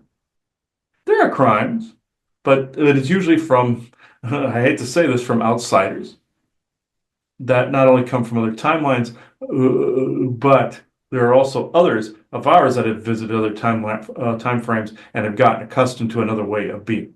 You can be accustomed to any way of being. We are not above turning. We are not above remaining as we are. We're not above any of these things. We are human like yourself. We have just learned different and better things to make the world a place of peace, a place of honor. All these things, like your medical, all this is all free. This is where he's getting these ideas from. We have been transmitting these things across the rivers of time in little trickle downloads that go back years for yourselves. We leave clues. We leave breadcrumbs. We allow the energies to expand. Then we allow them to expand more. Even mistakes to be made as to the nature of our opponents, the nature of our enemies, and the nature of our friends. We, in our world, you would look at a city, say if you went to New York City or Chicago or Los Angeles, you would see both humbleness and technology. The timeline he saw in 2194 was only a few years away of what he saw with his friend, whereas California was agrarian and Washington, D.C. was a museum. And Virginia Beach, he encountered some people in that time that told him about some things that were happening in yours, variations of essentially people becoming independent from your cabal and the cabal retaliating and there being a few conflicts. I cannot dispute, and we cannot dispute these claims. I'm sorry if we speak in I's and we's. This is how the quantum field works. But this was a time frame only 140 some years from your own. We are in the year 8100. We send these crumbs back, these exploration crafts. We did not crash in Rendlesham Forest. It was a conduit on the other end of the river of time. You have a conduit and a conduit. You could exist on the same spot, and it still goes to the other, disappearing from one frequency value. Like the TARDIS, essentially it's not traveling, it's just disappearing here and reappearing here. The only reason that it looked like it was crashing was from the perspective of the men, Pendleton and the others. They had not seen anything like this before, so they both decoded this in their own way. The closest one to decode it, right, was the one that we saw was compatible to download the ones and zeros to. You have to be compatible or a match. Very much like if you made a clone of yourself and you can put a consciousness within. He saw this in your Cyberpunk 2077, where a German scientist was essentially saying, we cannot transfer you into somebody's body unless there's a compatibility like father, son, mother, daughter. But that was a bit of propaganda. You can also do it on frequency harmonics and adapt a clone's body or another body to also do this, like the Deans mentioned in your Voyager, when they were wanting to transfer a lung into Neelix from Keth. They're like, oh, your medical knowledge is limited because humans said there would be rejection. No, you just readapt. Even though those people were evil in the series and they were making fun of the Belodian medics you currently have, they were giving them a finger. I will let them, or we will let them speak to that respect in some point in the future. Some people in Hollywood just don't like them because they want to cure diseases and basically rid people of adrenochrome addiction and all of that nonsense and evilness. Now, in our time frame, we are past those that him and his friends saw. We're past 2193 and 2194. We have also reestablished cities in your California. And yes, it is still there. There is no big one. We have yet to see a timeline by which the Orions and Dark Elves initiate this, except there have been a few disaster timelines that have been not necessarily pruned, like you see in Loki. They were just allowed to die of natural causes, like you see in your Deadpool and Wolverine. There are natural cause deaths of those, the same as you witnessed. And it's very rare, actually. So it's not, I guess, natural, it's just incredibly rare. And it takes a lot of time. Yes, we know, Isaac. That's, yeah, the jokes, yes. But in this, if you went to New York City, you wouldn't recognize it. You would recognize the Empire State Building. You would recognize some of the other buildings. You would not see slums. You would not see You wouldn't even see rats. You would not see uh, dirtiness of any kind. You would not see that which you see now. It is regarded as an historical landmark. So is Washington, D.C. But the seat of government may surprise you. In the other time frame, the seat of government went back to Pennsylvania. Later on in history, we learned that we don't necessarily need a seat of government. That in that other time frame, your government evolves into you would call it the all thing, and this was more North America together. In the time frame we come from, that form of government and voting isn't needed anymore because no one tries to one up each other. We have evolved differently, but we are exploring our past tendencies, our past shadow. Not necessarily to say our kin in this time frame are a shadow. No, we're exploring and doing that shadow work of how we came to be, how we evolved to be the eyes of your eyes, how we evolved to explore the rivers of time. Hopefully, this answered your question. Well, it doesn't, but I have to bring up one thing that was shown in the crop circle. Because although you're explorers and you're looking back and exploring yourself, you put your hands in it. You do put your hands in it, and especially in the area it seems of you do not like deception, and that how deception will try to dominate and control a situation. Yes. So you definitely interfere in a sense to, it seems to bring that to light so that people can see it. Lying is abhorrent to us. There is no point with a species that is telepathically inclined with each other. You lie, and that sends ripples and waves across the entirety of the one. So there is no point in the lies. Now we notice that there are forms of good deception to keep evil at bay, like loose lips sink ships. This is prevalent in your time. Granted, we have had something again similarly as well in ours from outsiders, but with the deception, like within the crop circle and the anchoring of history, the temporal rearranging, as you and the forest people refer to it as, we see this not necessarily generally as abhorrent, even though it is a form of a lie, because we have tried to steer that vessel. We're not just explorers. We explore as we evolve, but at the same time, we saw it was necessary to keep that intact, more of an enforcement or law enforcement. We do have law enforcement and temporal enforcement. We saw that Time Corps was attempting to fuse timelines and in your Mandela effect and have artifacts jump from timelines to timelines. Yes, in certain frequencies, they are invisible and some they are visible. It doesn't mean that for people. Objects, you could stumble over the same rock 1,000 times and not know it was an artifact that was there in your midst. There are structures and other frequencies and dimensions you walk through all the time that you do not know are there. Now to the warning. The image of the gray. I know this is stereotypical. It is because, excuse,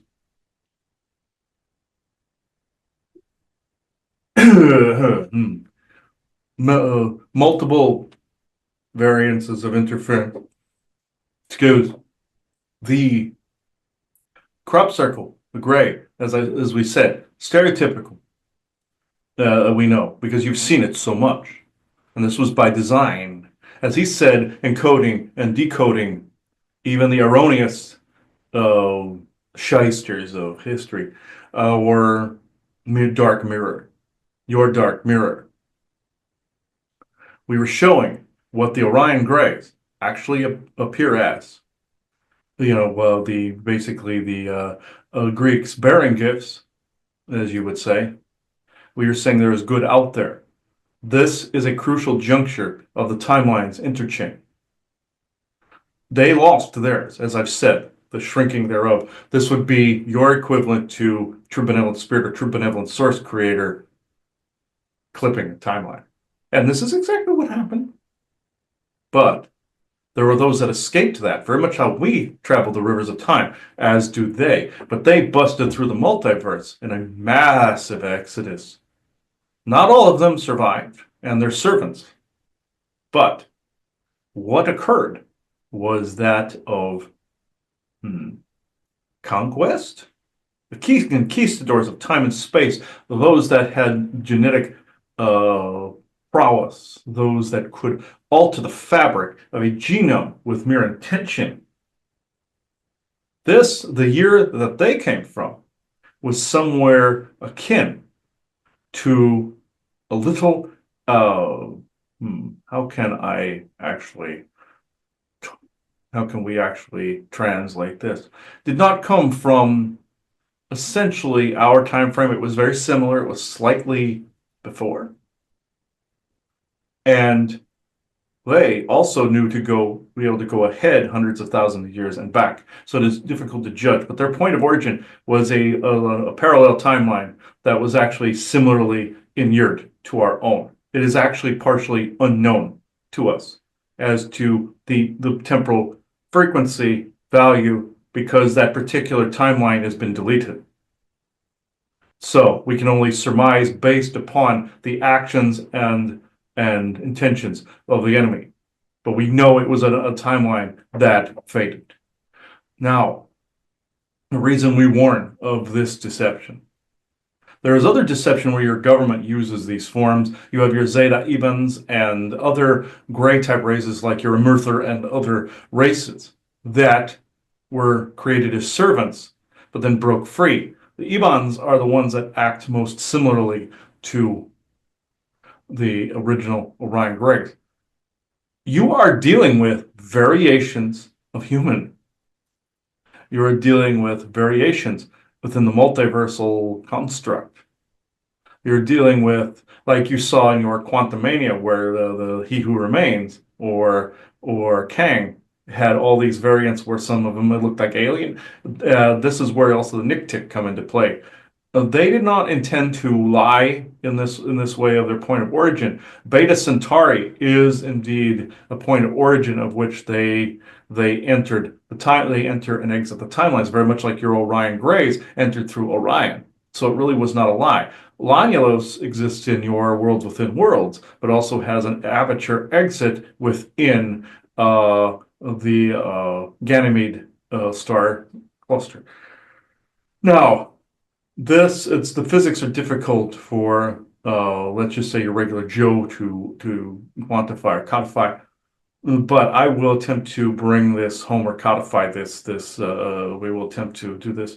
I'm sorry for the double speak.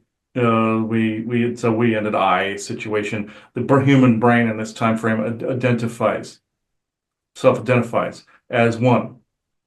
And we do also do the same. But when we communicate as this quantum speak, it turns into a we. And it doesn't mean we're more or less evolved. It doesn't mean that we're turning into a they, as we've said. But it means that we are culminating the quantum language in one burst, therefore as a collective, but not like the Borg in Star Trek, if this makes sense. So some people would be concerned at this. We wanted to tell the difference. The other was more of a manipulation as to nondescript gender, which is that they, them, the spell, which is that of some of your Iban agenda and Orions and satanic groupings putting this in place, and your cults of Baphomet and all of these. And intersex would be the alien experimentation. But some things mutated and went wrong, and those people have their own independence away from that of Baphomet cult and the cult of Syrian, Circe, and all of these. Now, I will describe this so we do not cause offense. Also, there are people that are connected to the theys and the we's of the multiverse, and of their parallel and past selves and future selves. This would cause also a dysphoria as how he is communicating with us. The brain at this point in your evolution cannot, and the energy cannot codify and quantify or qualitate the being of many. Even though you're existing as a multidimensional being, you are an I am presence, always, as he says.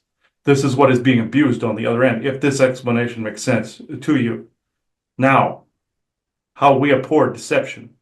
We do not like the tactics of Time Core because they are attempting to rewrite history in, not necessarily in their own image, but there are certain quantitative narratives that behoove them in their stance of law enforcement, you would say, that they guard the timelines like the gatekeeper, the who goes there.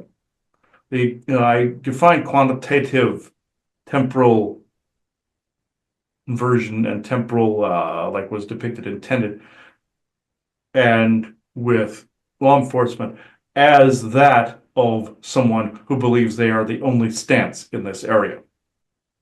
No, no, no, no. The others were allowed in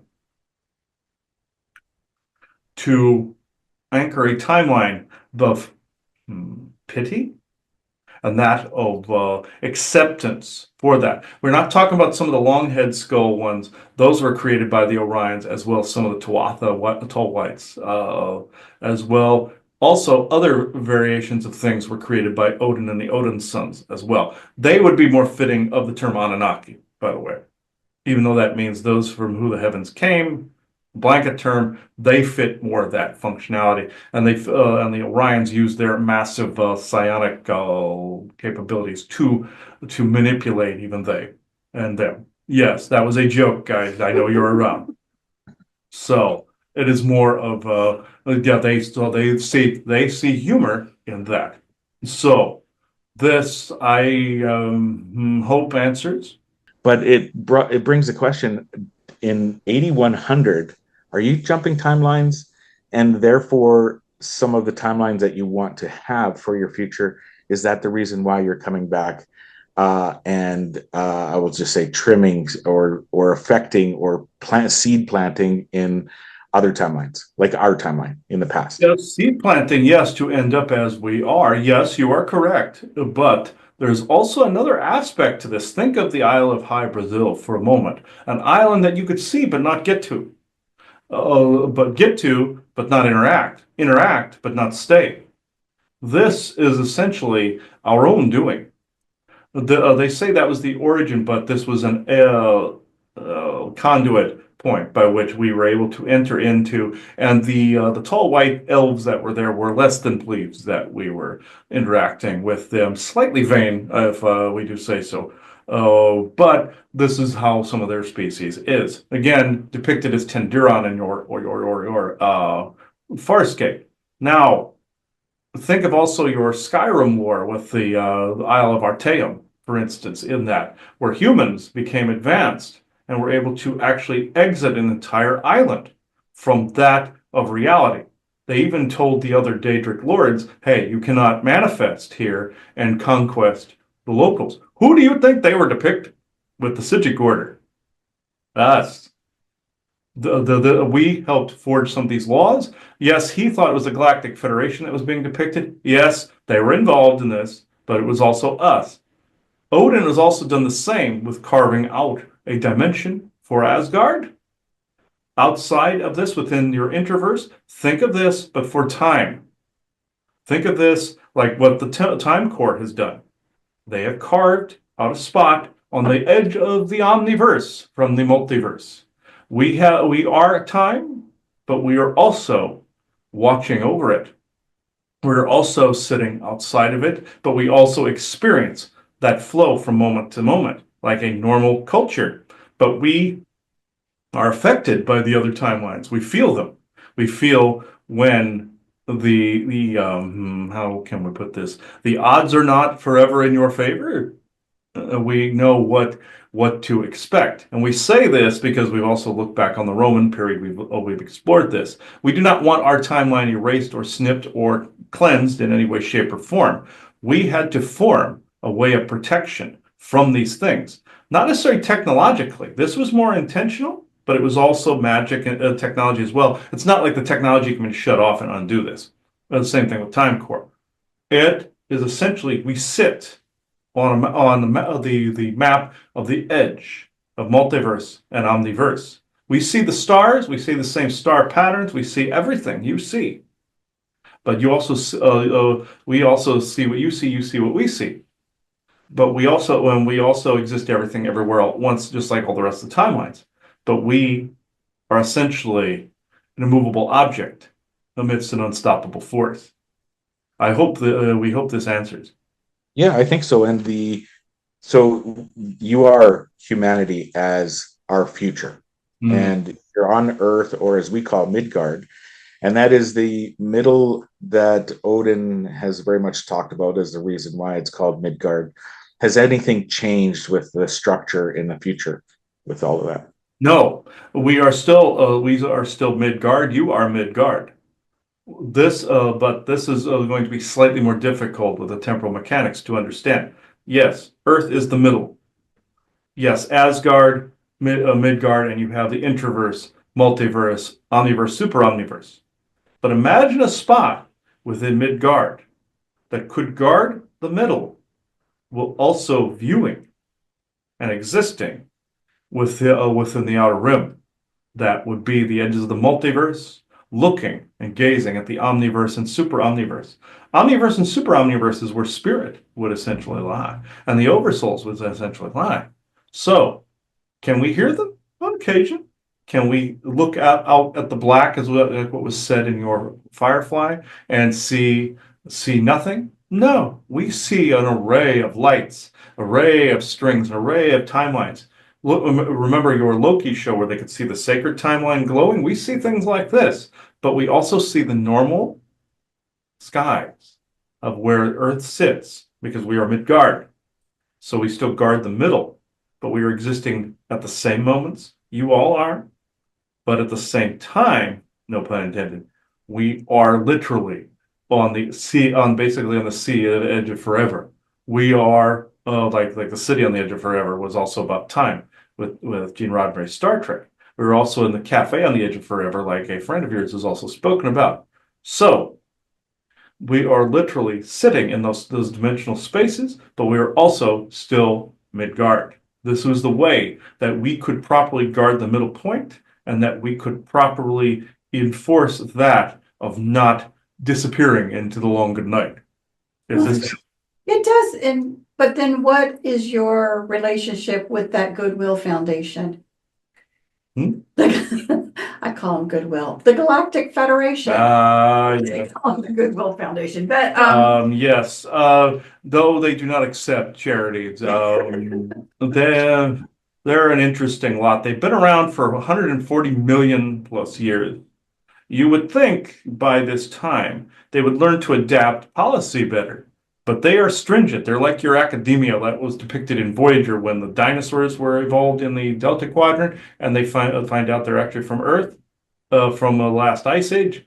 That was as they were depicting how academia acts towards you here. That was a political statement that was being made by that Trek episode. We are essentially watching them the same way. They are a mix of races, inclusive, and yes, some of the sects of them or councils have come up with your DEI nonsense.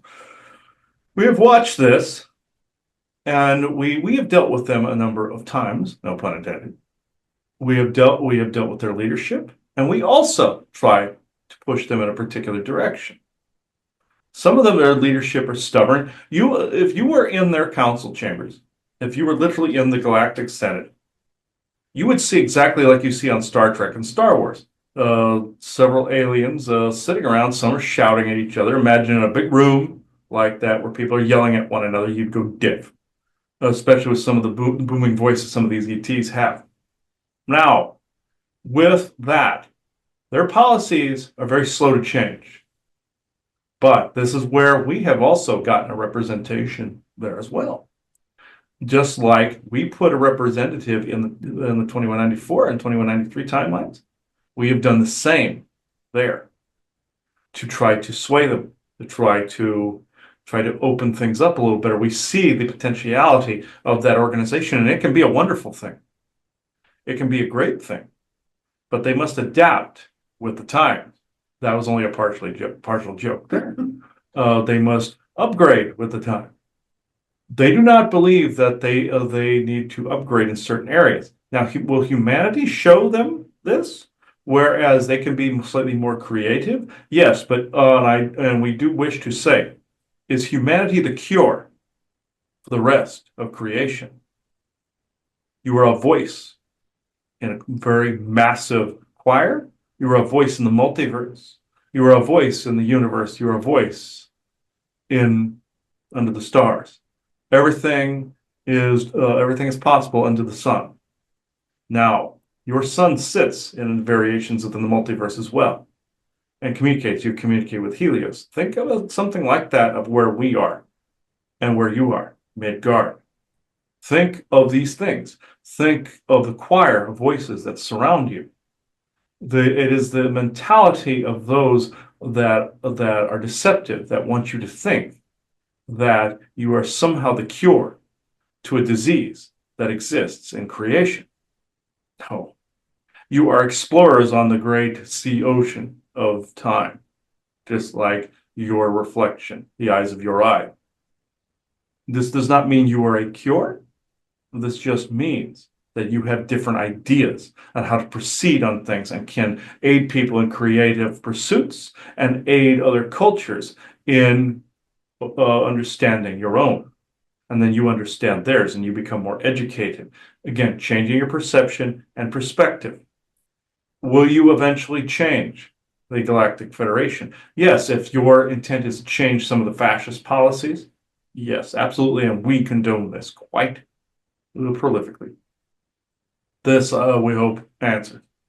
Yeah. So I appreciate it because again, when you try to have a perspective of how old they are, even the fact that you're in 8100, 7,000 years, from, plus from us, that's nothing compared to really how old they are. This is why we are attempting to slowly change their mind. We know it took a long time for the Orion deception to infiltrate. Could we easily go back and find the original point of insertion? Yes, but this would not behoove anything. We would do more damage than good if we did this to stop the original contract from being signed. Yeah, this was our first thought. We'll just go back there and exit the Orion factions in there. It's like your white golden cord it is in your Skyrim, where you had the Elven person sitting at the table of the negotiations of both Civil War factions. She wanted to make sure that the contracts weren't being violated. And you also have in your Star Trek Discovery, as he's mentioned, where Vance and Osira are hammering out an alliance with the Federation. This was essentially Orion's and Federation coming to some kind of consensus, but that was again more wishful thinking on how it was supposed to go. Impartiality, a member of she would have to have somebody that was not her on the Federation Council. This is how this was supposed to go. They decided to go dark light neutral, which is not actually, we want to point this out. It's not actually a thing in that way. It's how you act towards other people that determines this energy that you are bringing about. Yes, there is in your Star Wars like the dark side of the Force, light side of the Force, and there's neutral. That's how Creator is built. But it doesn't mean that in a matter of legality that you mimic those tendencies so closely. It is the Orions that saw this way, and they inserted that gobbledygook into and muddied the waters. Now you had an expansion also of the Galactic Senate that was a result of this, and now you have a version of Congress. Now, one could say it's almost like again Congress with Satan, but this is where we're at with this.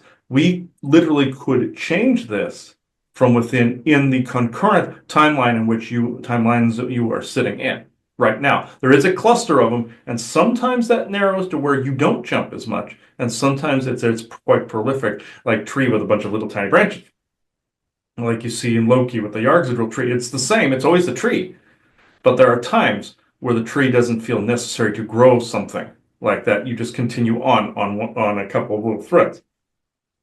with them, they do the same. There are even timelines that they exist in where this has actually been accomplished, others that they are gone forever. Like in your Gene Roddenberry's Andromeda, the Commonwealth doesn't exist 300 years later and everything's in shambles. That's how it is kind of now.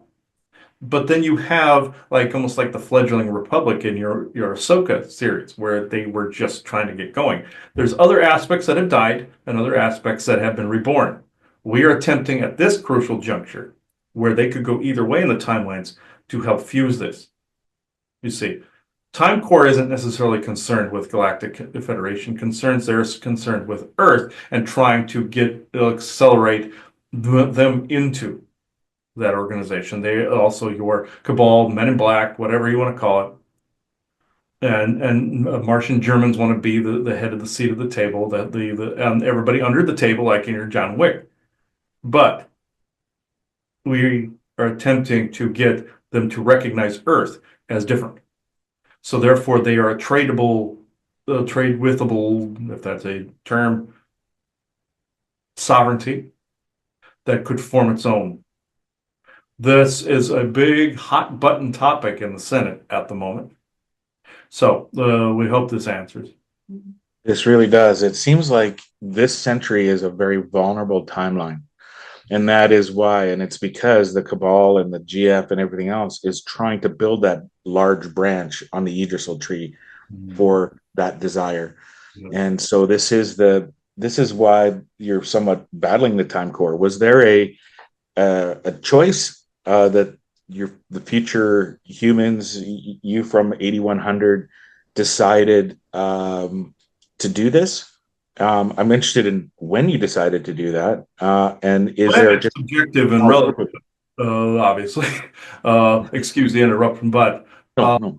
This when is, like I said, subjective and relative. Theory of relativity, time, distance, all of that. But why we wanted to get involved? Think of a timeline that sends all these little branches off. This is how universes are born. They birth from bigger ones. They birth from larger ones. Like again, you see in Loki, the sacred timeline where it's birthing all the branches. This is how this works. This is why the He Who Remains thought there would be a war, because it was going to create all of those. But this is what happens with yours. There is a major part of the trunk and branch, which you are. We noticed other little branches that these fools were trying to make. And we noticed that this could cause a schism by which then Time Core could fuse those events back into the main.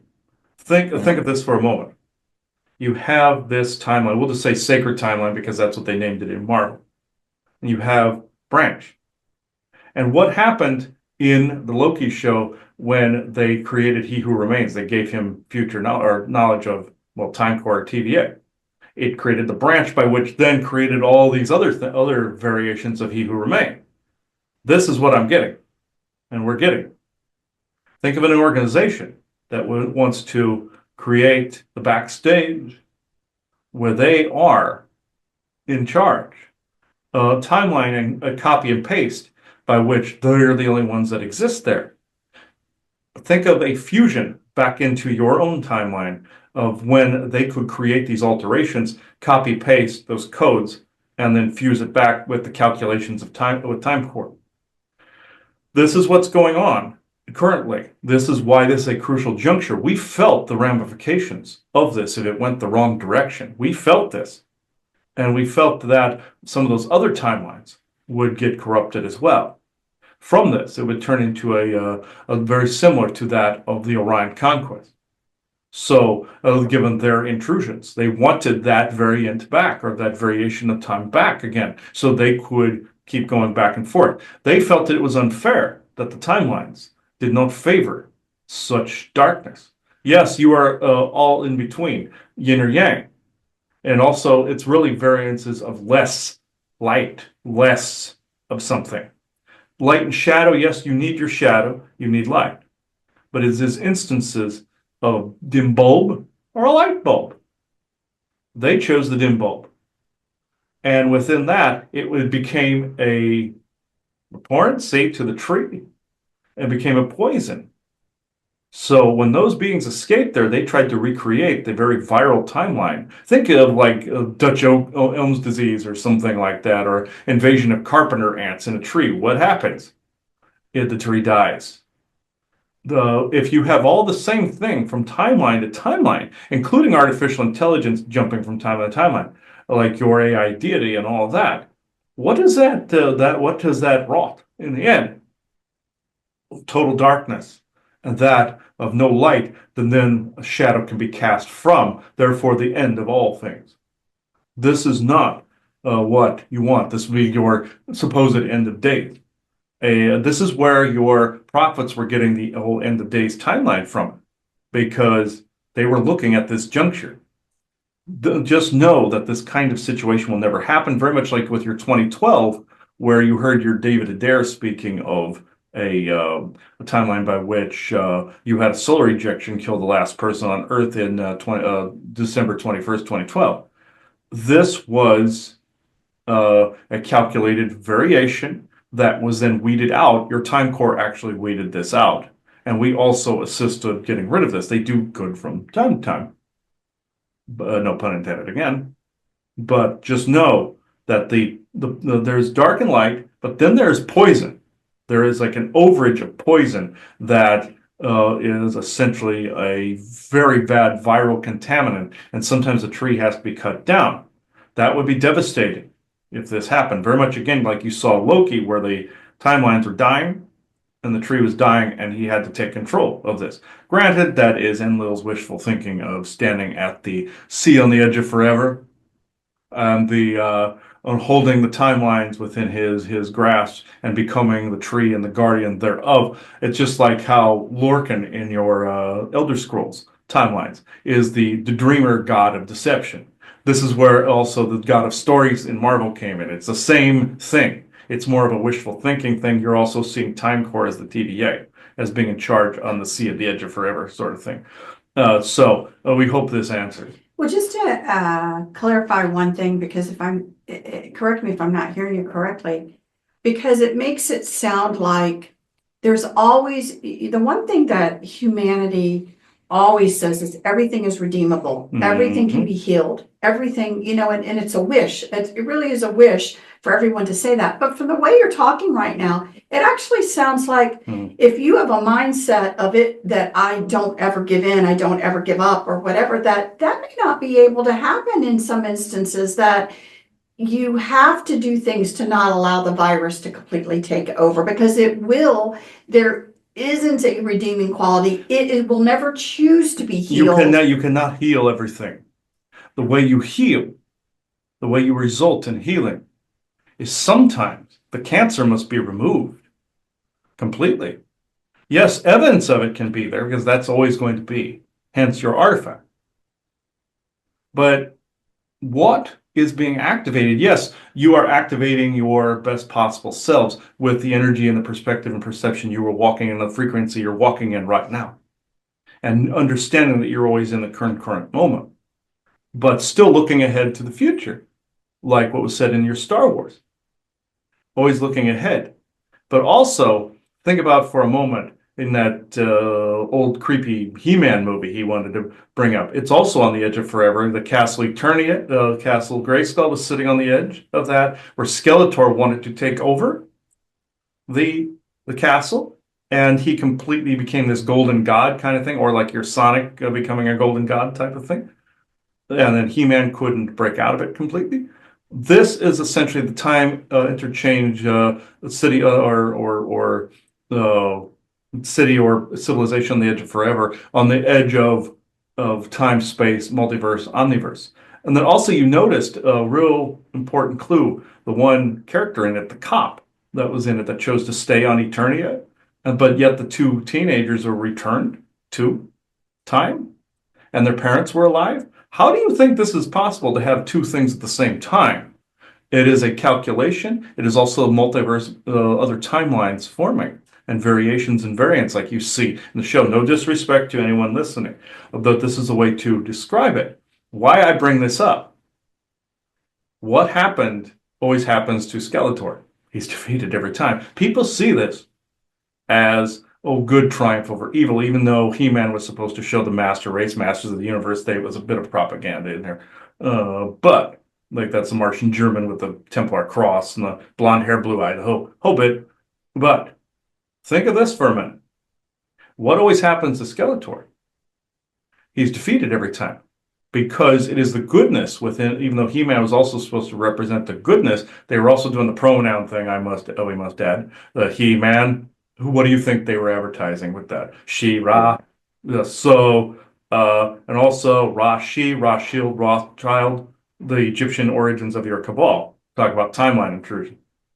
The, and this, what we're trying to say before we get too far off track or off time, yes, the if an infection, if something dark like that would get it, there is a battle of dark and light, no question. It's the intentions and the energies that are created either from a dark, neutral, or true benevolent source creator standpoint. We cannot let the other dominate. That means good must dominate over evil, like you've heard in your storybooks. But are they of equal power sometimes, and that we have to dance on the razor's edge and dance with the devil in the pale moonlight, sort of thing? Yes. In this instance, should a map to the stars of Orion be taken seriously, historically? Absolutely.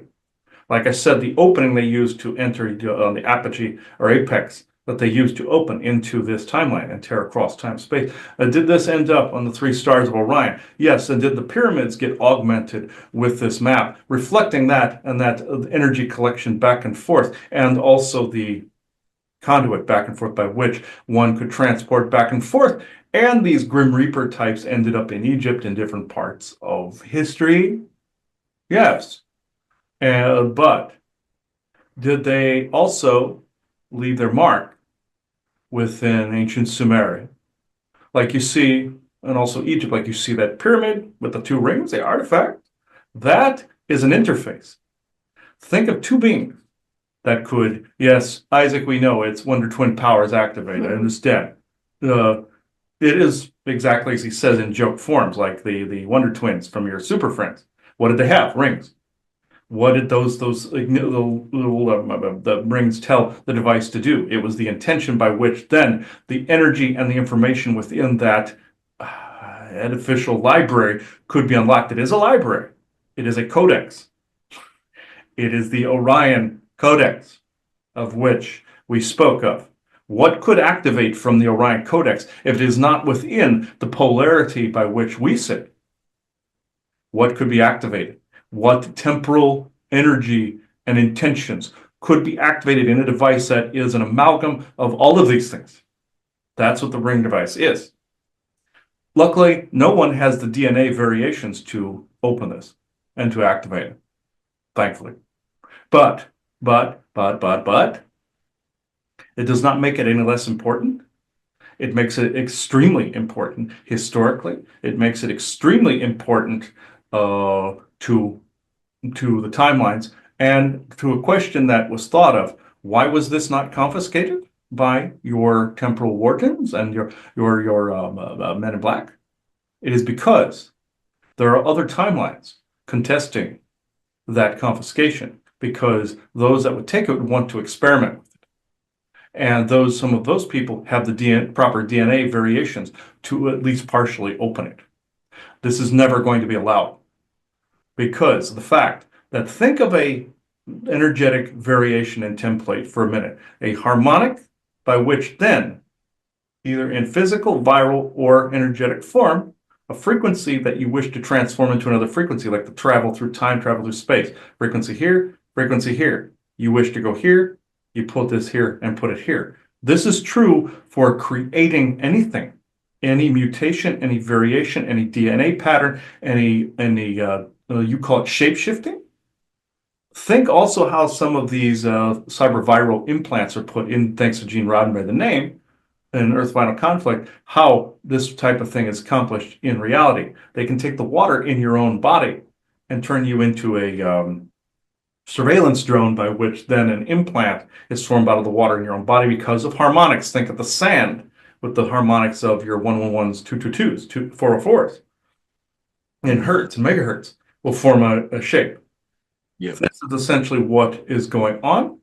This is what's going on in that ring device, and it will take the shape by which the original programmer wanted it to take by the carefully selected harmonics. Your V2K technology is based on this, and the Genius technology is based on this as well, where it can be used to heal an entire civilization, or it can be used to turn civilization into one thing. Think of your master character in your Doctor Who, in the episode by which he took an alien device that did that very thing, an archway, and he turned every human being into himself. This was essentially your Martian Germans wanting to symbolize they were the master race, master of the universe again. This and the strongest, I have the power, but you all have the power to fight this. That's where He-Man actually is a benefit. I have the power. I am in this, and just like we are we, but we are individual I ams, and we are one. We're individual I ams in this. That frequency tone of which they put in there, you felt it on the video. You felt this. Did this feel good to you? They acknowledge this in the video, but human curiosity killed the cat. By which, yes, ironic, Isaac, Egyptian cat, yes. Now, he has the propensity of interrupting, but anyway, he has a cone of silence over him so he doesn't hear him. We do. This device, it would literally open up, swirl around a little bit, and then readapt the DNA of people to activate a particular harmonic that was then created by its architects to bring about a particular knowledge. Would this look like somebody turning into some ghoulish Grim Reaper? No. It's knowledge and information, but that knowledge and information could create an anchored timeline variation by which then Time Core would then fuse through a Mandela effect back into itself, if this makes sense. Therefore, creating a shoe-in for these beings to actually create their branch, if this actually makes sense to you. Yeah, it makes sense to me. Yeah. But then some of the one thing, this actually, Bjorn, if you haven't picked it up, segue obviously into the artifact, the artifacts. I noticed that. Yeah. Yeah, that were being dug up, and Chris and I were asked to comment on it. And so one of the things, the couple of comments that, we've been talking around this house about are, one is, thank God there was energy sensitive people around it to know, and other things as well, that they're not 100% just okay. And so, that was one of the things. It would also, we do wish to interrupt, there was also a sequence in your Stargate Atlantis where a computer had the same ability, where it caused the character of Rodney to almost ascend in a way, altering his DNA.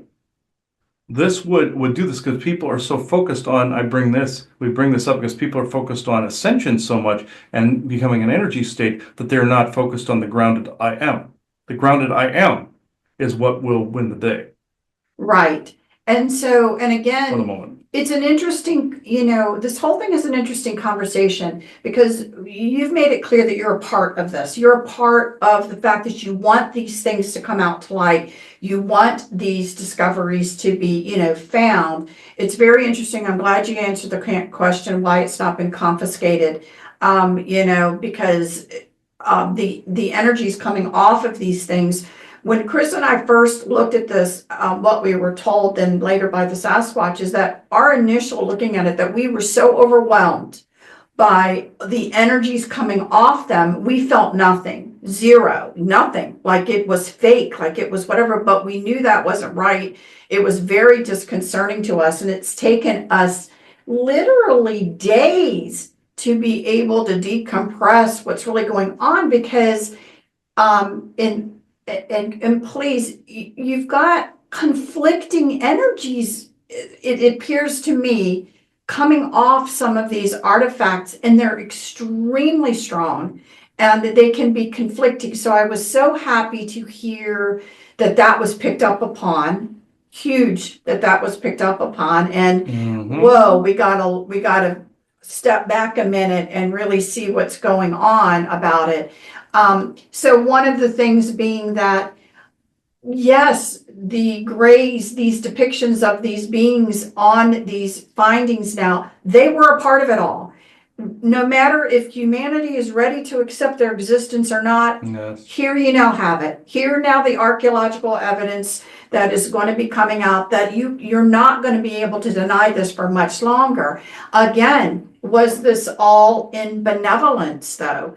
That again, no, not necessarily all in benevolence. And then as you said before, like with the crop circles, with the warning, be careful of this, because you don't want to fall into the same traps as before, which then gets into the one question of, again, the Mayan culture and what was going on hundreds of years ago. Because the one thing, and I told Chris this right before some of the thoughts and images that were coming to my mind that were a little bit disconcerting, and I didn't know whether or not to even bring this up today, but he said bring it up. Because one of the things that we do, we know that things feed through electronically, energies feed through. And so some of the big things like TVs or whatever, we cover at night. We shut down, we shut down things, we cover them. Now, what has come through to us is that the color that seems to not let a lot of this energy through is red. Okay. And so red comes through.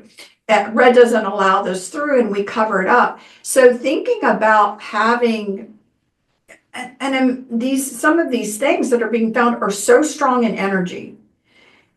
And I guess it's almost like calling out, find me, whoever can activate me, find me, do whatever you can do. But is it necessarily the codex you want? It's like a Pandora's box. Do you really want to get this back? But with that siren's call, that's kind of the only way I can think about it. Yeah, so it's very much like in your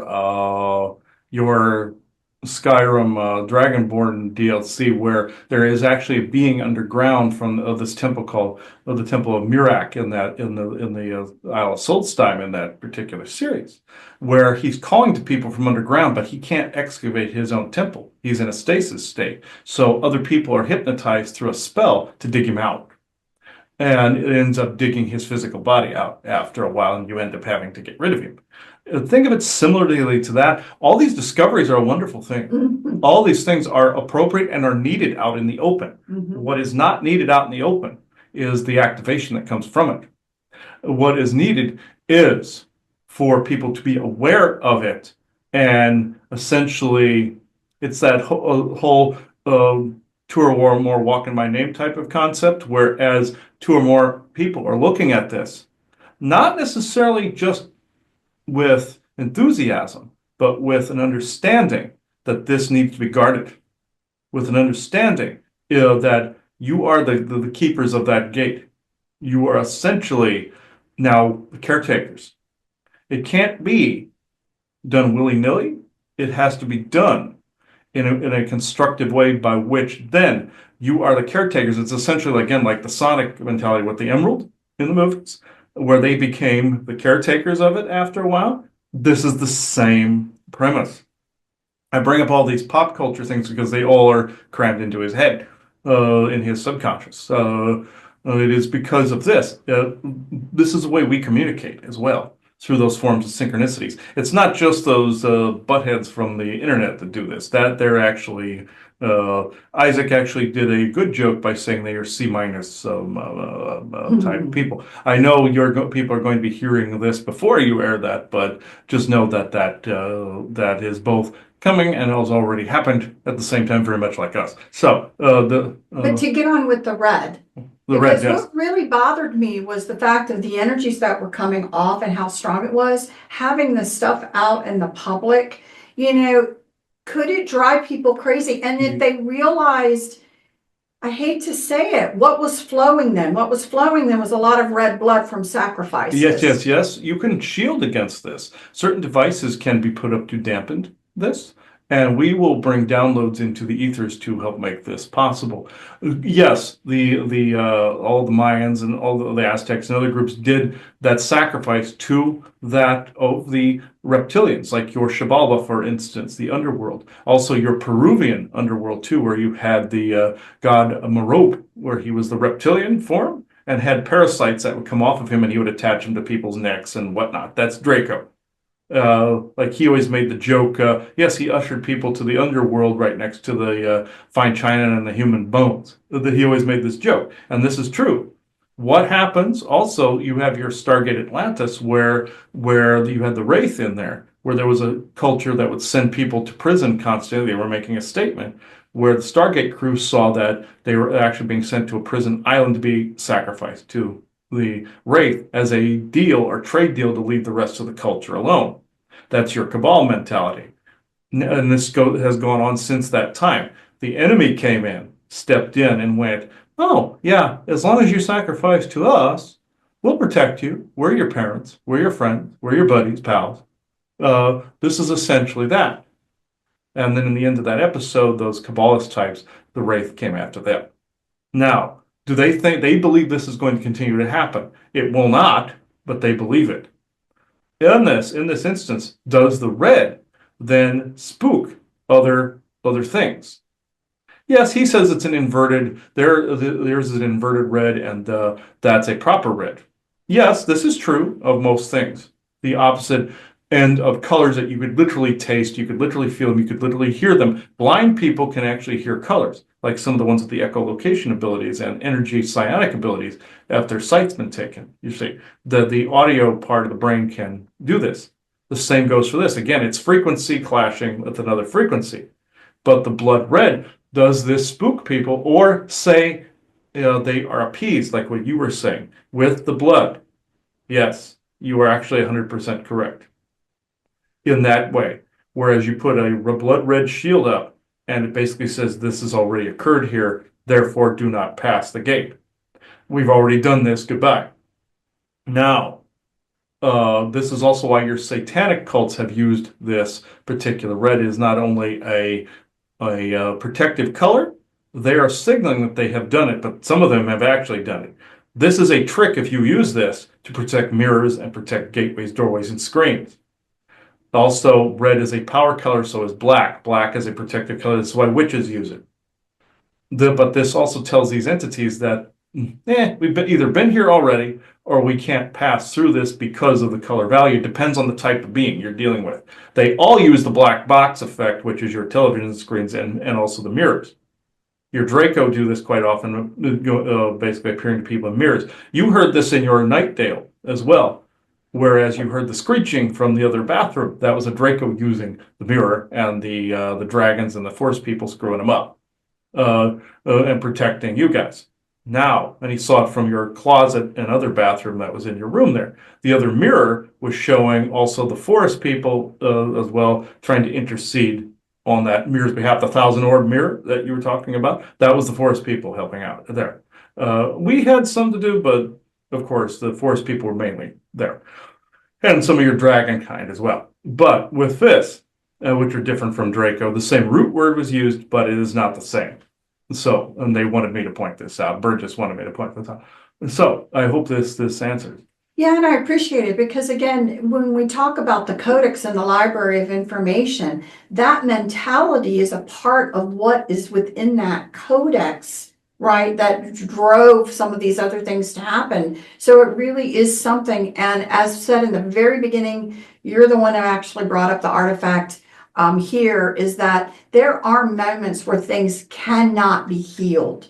And so this really may be something balanced, not necessarily completely healed. Through the balance and by extracting some of the negative things, the healing can begin, just like you extract cancer cells to be able to heal the body. This is exactly what is occurring. The history remains. You must keep the history at all costs. Keep the history. You must learn from this. This is why it's stupid to tear down statues like your BLM does. But because of even this undesirable or distasteful histories. This is a distasteful history. But it needs to stay out in the open. But those energies, yes, can it be in time be changed with different frequency therapy? You bet it can. Is it going to happen all at once right now? No, it will just make you think that you've done it. Because at all costs, what happens to the virus? It wants to survive no matter what. It needs a living body. It's not going to kill anybody, but it needs a living body. A virus can't have a dead one. So the Orions learned this and adapted. Very much again, your Stargate Atlantis, where there was a Wraith ship that had a computer AI virus on board, and it kept re-uploading to the Earth ship's computer. They literally had to shut down everything as it was flying in a small craft. Then that AI didn't know what to do. In this case, you shut down some of the not necessarily the attention you're giving it. That's the wrong choice of words. The desire to have that upload to you. You get rid of that, and you respect the history and the learning process by which you are learning from that history. Not try to cover it up, not try to be in awe of history, yes. Be excited and passionate all you want. Be careful and just know you've now become stewards of this and these objects. I'm talking about those two. Become stewards. Becoming a steward, there is a responsibility to this. There is a major responsibility to know what to access and what to block. When you do this, say when you get rid of a negative entity off a property, you are then taking them off the game board, essentially transmuting that energy, and then you are clearing everything around. This is the same process, but you still, within that house, you still have the house intact. You still have all of your people and information within that house.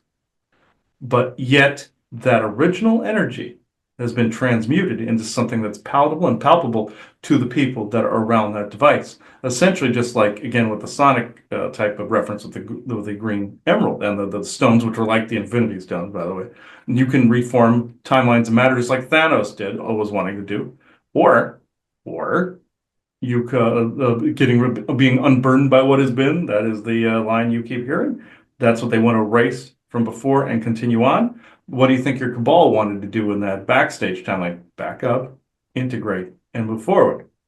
Wrong move.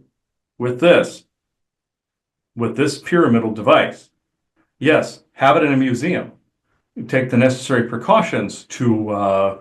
It would have to be on a blanket of red to sit upon, sitting on it like a boat, with no viable grounding. You have a red that is reflective, and it looks like you're on just a sea of red, not necessarily a sea of blood, or like in your biblical timeline, the sea of blood. That was actually rust that did that.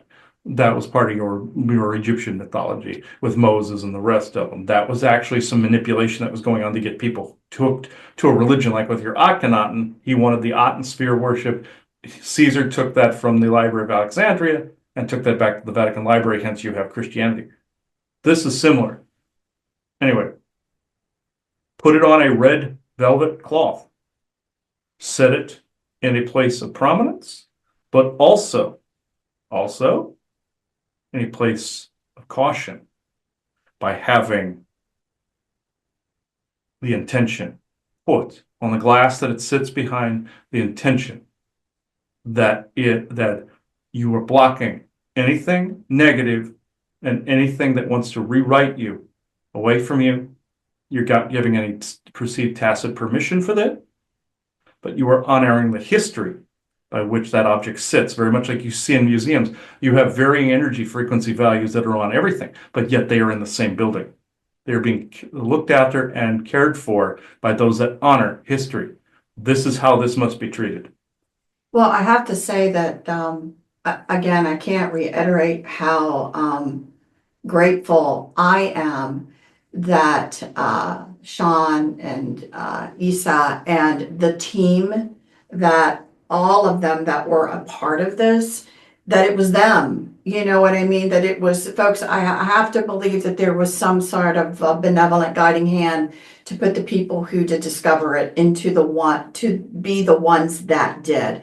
Because this certainly could have gone a whole different way if they, I think, were involved and they do understand, the complexities of the energies that are going around. So I just, I don't know if you guys had something, want to take credit for some of that or just Little say bit. a little bit, but Meaning a lot, but yeah, right. That's really what really how I want to end this. And I believe you, the importance of this is unbelievable. Just understand that what you're feeling in those dynamics, so you trust yourself in what you're doing, and I send nothing but good energies the way to the people who are trying to, with goodness and intention, bring out this history that needs to be seen. hmm So that I just wanted to leave it like that. Yes, yes, yes, we couldn't agree more with this.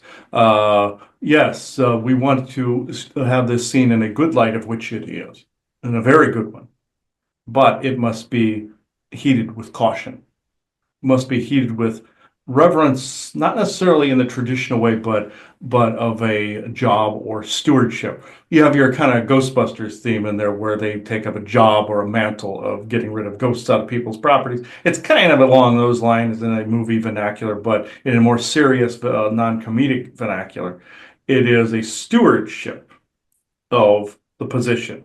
You would say gatekeeper who goes there, or yes, Isaac, I know the key master, shush. Yes, we know Ghostbusters, yes. But in this, the seriousness of this must be seen, but the seriousness of preserving the history must also equally be seen. So we hope this helps. Yes, thank you. So Bjorn, any other questions you have? Yeah. Would you say shining a light on this information takes away where you don't let any kind of shadows, and you talk about the deceptions of certain things and the history of it, and you expose it? Would you say it takes a lot of its power and strength away because there's no longer any fear of it? It Mm. was something that was done in history, but that's where it sits. And I think that helps strengthen it. Would you say that's the Yes, case? absolutely correct, Bjorn. This applies to anything monumental in history is to be honored, and what needs to be brought forward needs to be brought forward. What doesn't need to be mirrored from past experiences should remain in the past. Just like with your own shadow work, once you're past it, you put it, keep it where it needs to be, or the enemy tries to pull you back into certain experiences with looping thoughts. This is the same type of thing. You're passionate about a history because you were there. You're passionate about a history because that's who you are. But at the same moment in time, shedding light on this in a big way. This is also a reason why this was allowed, even though there was deceptiveness there with the other energies. The loose lips sink ships. In this case, it will not be sinking the sailing ship across the sea of time. It will be sinking the death barge, essentially. So, or the barge of whatever the Klingons call it in Star Trek. In this, the barge of death or forever. But anyway, it would be that analogy.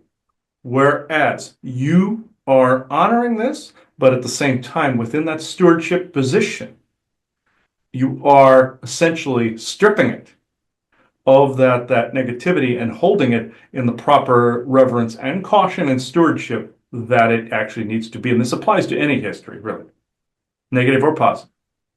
I think it's a lot of what we're trying to do here at GIC and the lifting is where we're looking to expose those deceptions and really get down to the truth and understand the history and the concepts a little bit deeper, because I think I'm just starting to. I got a download from you, I believe, in quantum.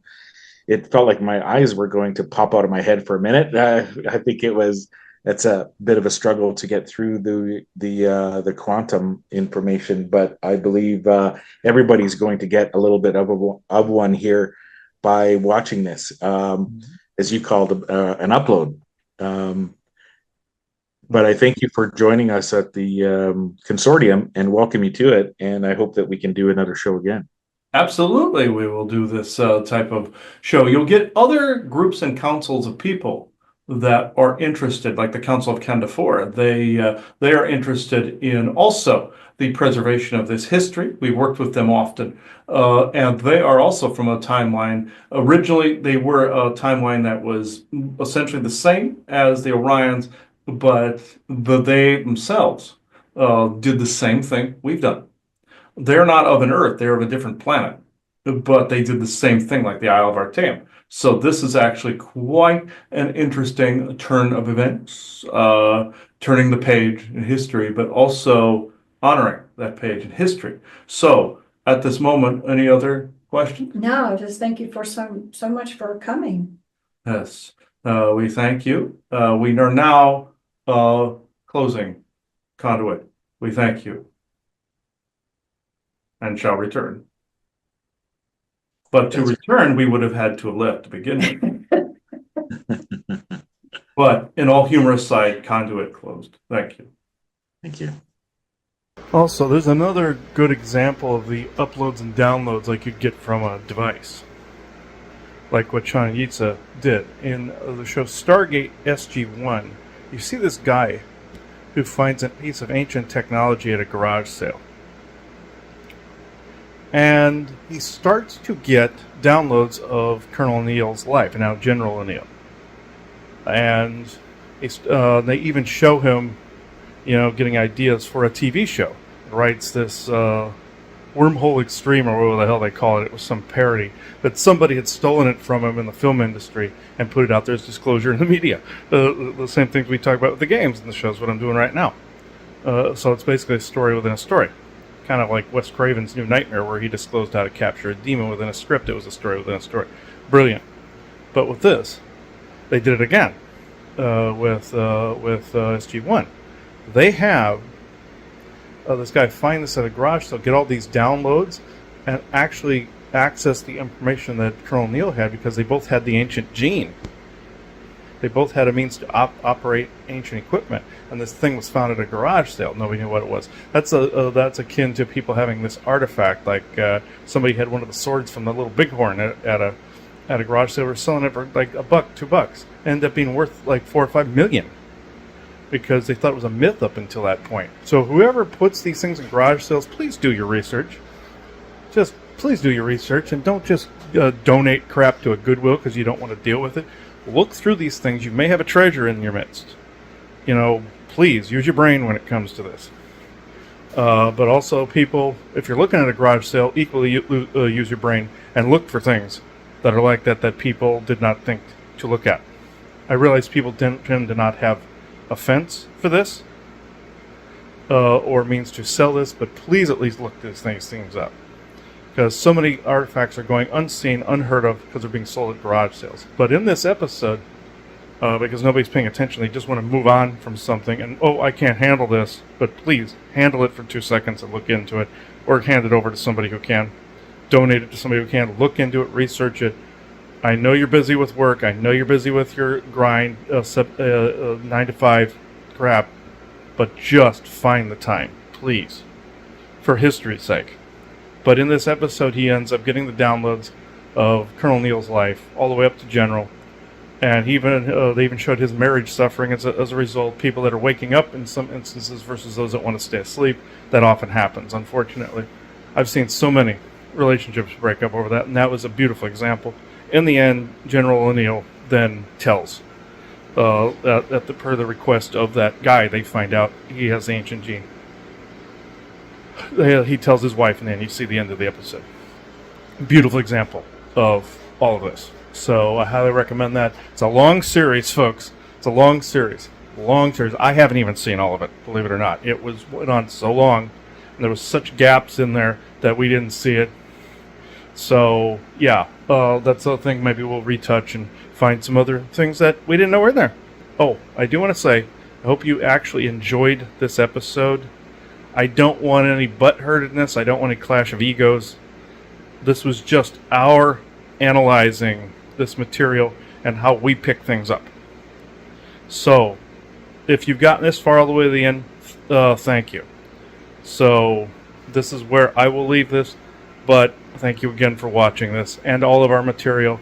Please subscribe to gic.show in the resurgence of the new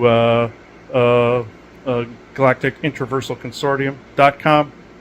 Please look at our lifting archive on Rumble, and also the World of Sasquatch on Rumble, and watch on YouTube as well. Conspiracy Sector, all these wonderful things we're putting out there. So, thank you. Thank you. It is 12:21 p.m. Eastern Standard Time, Friday, January 24th, 2025. Thank you.